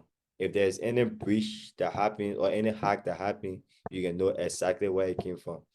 And then you have physical security. You can have all the secure software on your system. You can have all the security technology installed on your server. If you take the server and put it outside, someone can just steal it. So all your security technology put on that server, it was just wasted. So that's why physical security is very important.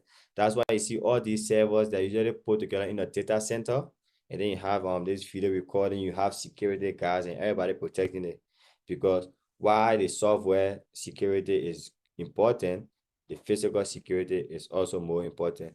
Yo, And then I you have didn't say it. someone ask a question? No, I think Okay.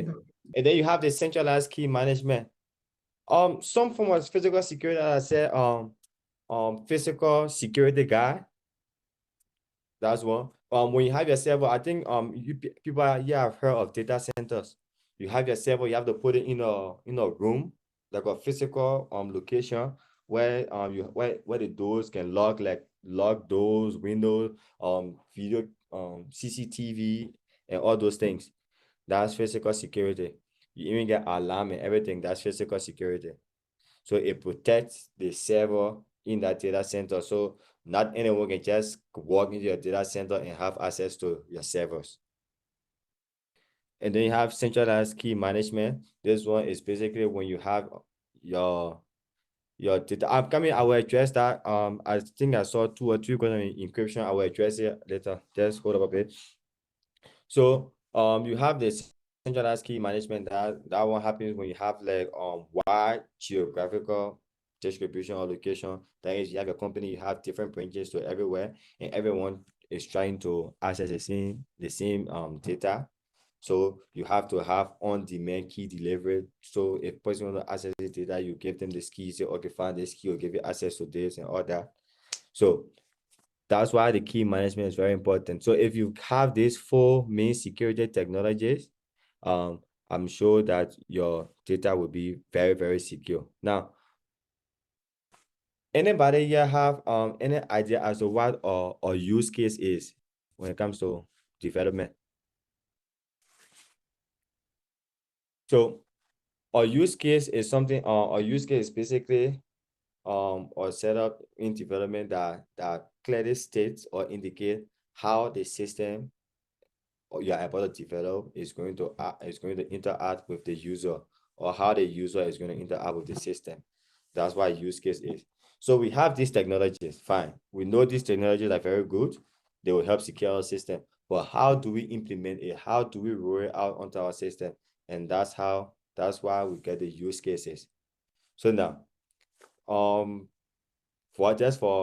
to the time factor again, we came up with like 7 different use cases that can be used to implement those security technologies that we just discussed in the last slide.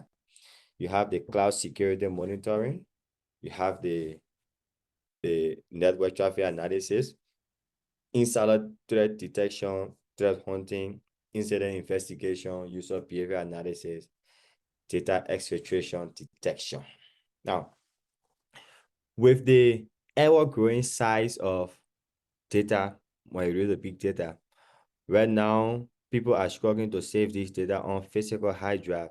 So almost most companies now are now saving that data in the cloud. Cloud computing plays a big part in big data. But now, if you are saving your data in the cloud, you basically have to monitor your server you have in the cloud.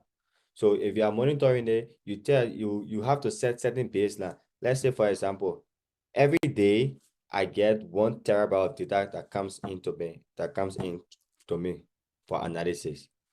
And then every day at the end of every working day, I upload that 1 terabyte of data onto my online cloud server, maybe for me to come back the next day and then work on it. So let's say every day I upload 1 terabyte of data to the cloud. Every day 1 terabyte of data to the cloud. So I can set like a baseline. I say, okay, fine. If there's any network traffic that is going to my cloud server that is less than 1 terabyte, or there's more than 1 terabyte, that traffic have to be stopped.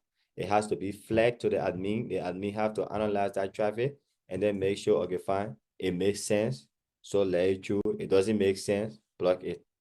So it's basically the same thing as the network traffic analysis.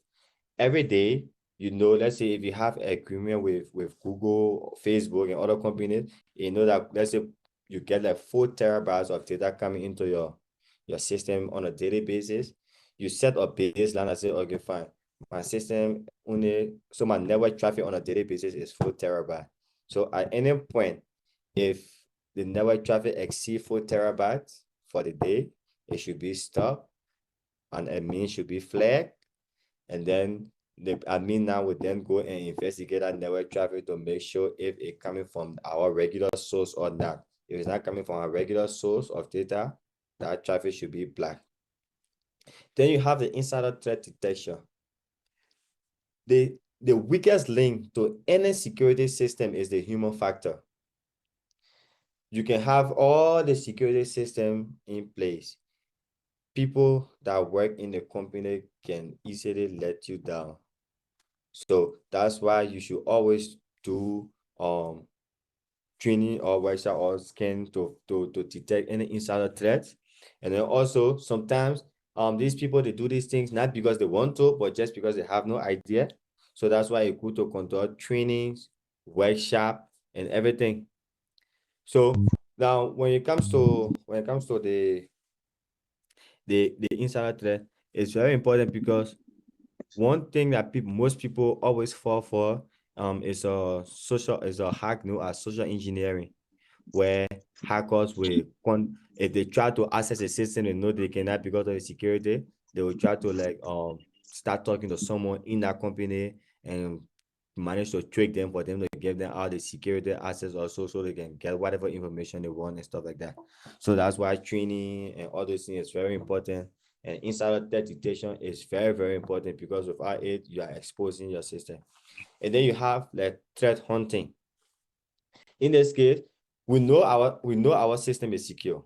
Like I'm a security analyst. I have this system to secure. I know my system is secure, but I'm not satisfied or I'm not sure because I suspect that a new attack can be developed at any day and it can be used to attack our system. So what happened, I actually tried to start going out there looking for try to analyze different kind of attacks, and that's why people actually do penetration testing, vulnerability analysis, and everything, because you know your system is secure, but you need an outside opinion or a third party opinion to come and then try to see if they can break your system down or not. And then you have the incident investigation. You have to like set up a baseline on your system that if indeed a hack happens, it should trigger an automatic investigation. And that investigation should entail like audit, because every system that is online, anytime a login is done or a log out is done, this information are recorded onto a log. So you do audit to identify, okay, at the time of the hack, who logged into the system, who did this and everything, and then the system should be able to generate an automatic or report or something that then the admin now can then use to do further investigation.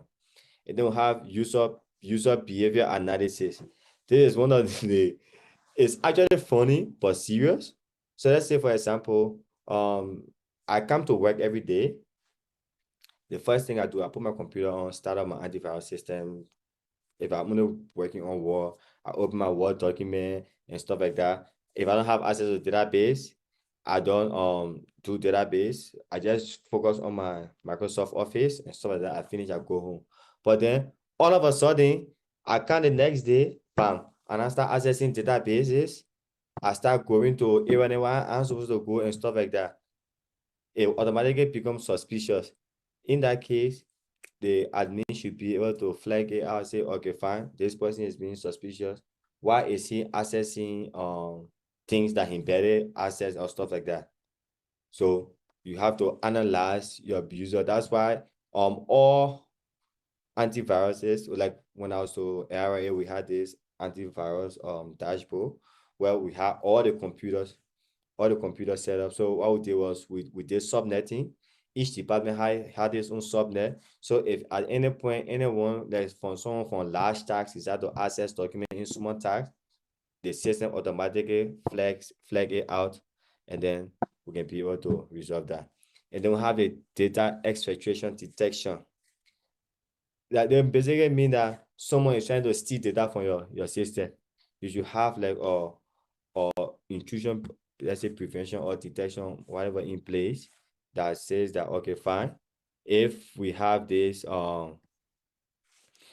if any data leaves my system, the system should automatically flag it out and let me know, so I can be able to do my audit and try to find out indeed who took this data from in my system and all that. So in conclusion, as massive data has been collected, stored, or manipulated, there will always be security concern. As with anything IT related, there's always security concern. That's why it's very important that organizations should have in place technologies and policy that can address these security issues throughout the life cycle of a data, because every data has a life cycle. So as long as that data is in your system, you should have policies in the place or technology in the place to protect this data for its duration of its life cycle. Big data offers a world of opportunity to business owners. It helps companies, as I said, to know what people need. And then it also creates detailed hypotheses for market testing, as I said, predictive analysis that will predict that, okay, fine, in 2 days' time, Veronica will buy a car, or in 4 days' time, CEO will buy a ticket to Liberia. So that's how it works. And then find ways to improve products. But although big data is good, it's only worth if the solution you have are properly secure. Thank you. I'll stop here now and take questions and answers. Thank you so much. Thank you so much, Honorable Speaker. Guys, emoji and is free. So please send all of the emojis and the thank you messages to our speaker. And for those of you that have questions, okay, we'll be so someone asked about encryption. So there are the type of encryption and stuff like that. At first, there was this encryption called DES. And then from DES, it was using, I think, 64-bit encryption. From DES, we went to triple DES. And then now we are on AES, the advanced encryption system. That's the current encryption system that is being used. It goes up to 256-bit encryption. So if you want to understand encryption, you have to read a bit on DES because it was the first encryption system that was rolled out. And then you go to triple DES and then come to AES. AES, which is the advanced encryption system, is the current encryption system that is being used right now. So if you read on it, you will get a full in-depth understanding as to what encryption is about. But if you still want to learn more, you can feel free to reach out to me. At the end of my question and answer, I'll give my Facebook name and other things. So you can reach out to me for more information. And then another question I'm seeing here, do you need Hadoop for big data analytics? Yes, you need Hadoop. If yes, why? Hadoop is basically like a framework. Just how if I want to analyze a data and I want to use let's say I want to do predictive analysis also. If I'm good in Python, I don't need Hadoop. I can easily like come up with my own script or come up with my own notebook and then input the data into it and do my own analysis using my Python script. But for the Hadoop is a framework that is already developed by Apache. So once you use that framework, you don't have to do a lot of coding. So that's why most people usually go for a framework that has already been developed instead of having to do their own coding. Because coding is very, very, very tiring. Sometimes difficult, but it's tiring. Imagine you have to code more than 1,000 lines of code, and then you have to do debugging and other things. So to avoid all that, people go for a framework that is already completed to do the job, and Hadoop is one of them. How can you secure your data from other sources? It depends on what source, because that's what I said. In slide 3, I made mention of the ingress data. I mean data that is coming into the system. What is this thing? Data that is coming into the system and data that is going out. Yeah, the ingress data, the stored data and output data. So if the data is coming from other sources, that means you have to protect the data from its source. So firstly, you have to know which source is coming from it first. Once you know the source, you can try to, like, as I said, encryption. If you encrypt the data from this source to you, only you have the decryption key, or if the source is coming from, if the data get encrypted from there, the person is saying you have access to the decryption key. Once the data reach to you, then you can decrypt it and have access to the data. But that means that both you and whoever at that source have to be working together. But there are a lot of other security mechanisms you can use to protect the data from the source. What is the most challenging problem you have solved in data security? When I got back from Botswana in 2017, I got this job at ARA for a cybersecurity officer. At that time, my boss at that time, Commissioner Codicese, he was the only person who had like cybersecurity knowledge in the department. So I worked with him at that time. We wanted to join the West African Tax Board, but we couldn't because the people said we didn't have a cybersecurity system in place. So the first thing the commissioner had to do was to come up with the Cybersecurity Act, which is the current Cybersecurity Act that is being used by ARA now. We did it. A few that time I signed off it, and then we roll out wide range of cybersecurity system in place. As I said, we did subnetting, so every department in area had their own subnetting. We had antivirus that monitor all computers connected to the network on the system, and then we had like other security mechanism put in place that I cannot really say out now. So, how to know if your system is secure? Also, how to prevent it if it's not secure? It depends though. What kind of security are you talking about? What kind of system are you talking about? If you're talking about your computer, to secure your computer, first of all, you know you need antivirus. You have to set up your firewall, because the firewall can be used to filter out network traffic that comes in and then goes out. And then you also need to have like some just basic securities. And so it all depends on the system you're using. That will determine what kind of security you need. Also, how to prevent it if it's not secure. You just have to implement this security mechanism that I mentioned some of it out there. But some of them, as I said, if your computer doesn't have an antivirus, you have to install one. If your firewall isn't set up now, you have to set up your firewall. Oh, big data is a game changer. As I said, it cut across all fields.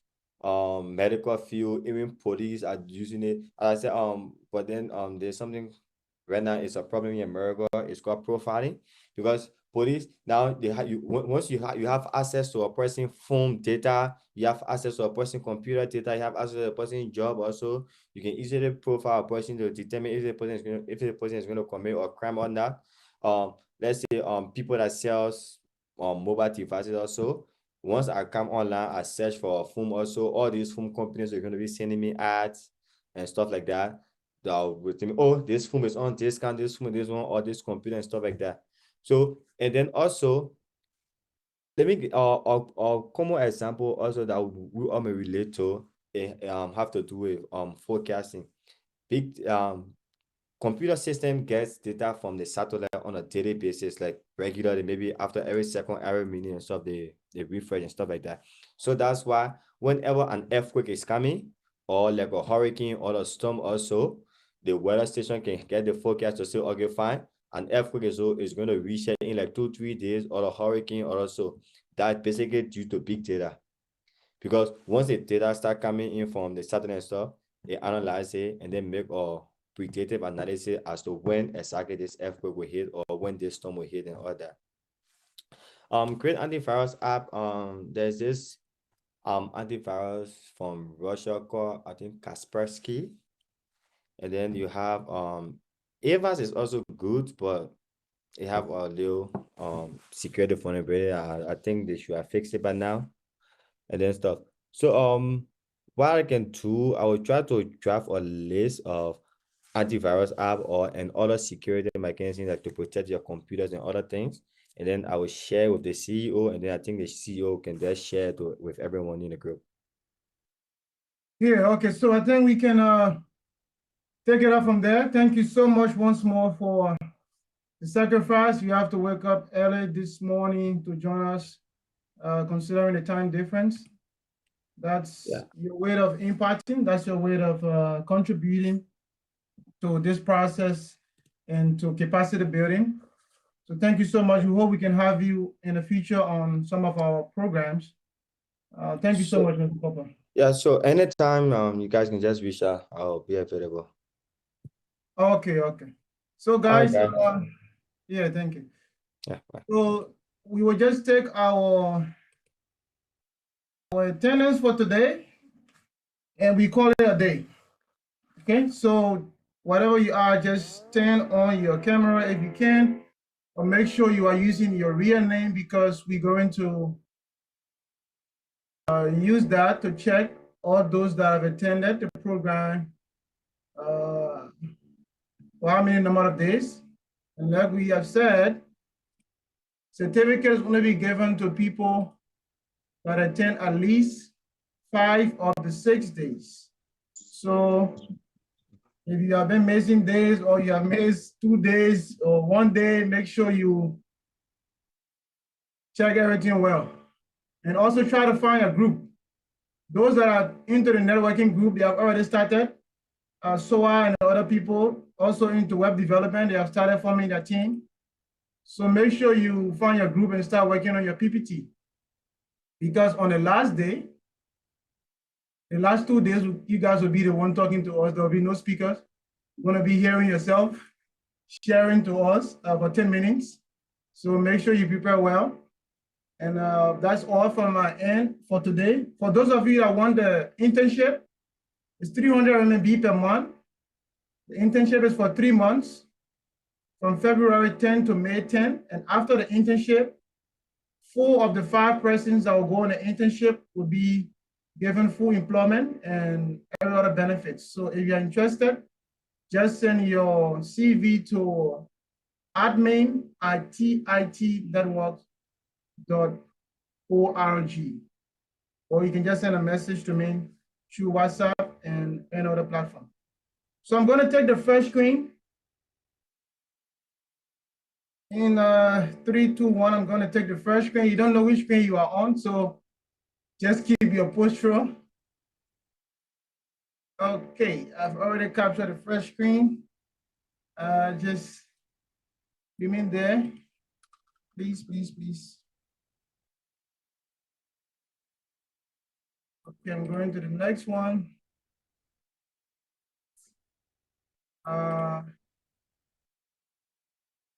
I've already captured the second screen. So for those of you that have your camera on, I think you'll be on the first screen. So let's not get it twisted. Just stay there, was. My hymns not baby boy Santi. Let me take the last one, then we can start the Cuppah. Nakiri. Okay. So Can you give me a chance? So small chance she gets you talking. Hello, Del. Instanti two him some for late edition, yeah. They come in a dress. Oscar, you already know. Yeah, if you don't know, sing Baumba. Oh, You already know. So that's it, guys. Thank you for joining. Sanofi Musa Mommy loves from you. FPRC. Rasta in the building. You call me your Tommy, thank you. Pee Small. Jonathan. Mommy loves you, baby. Prince Fire. I love you too, mommy. Hills.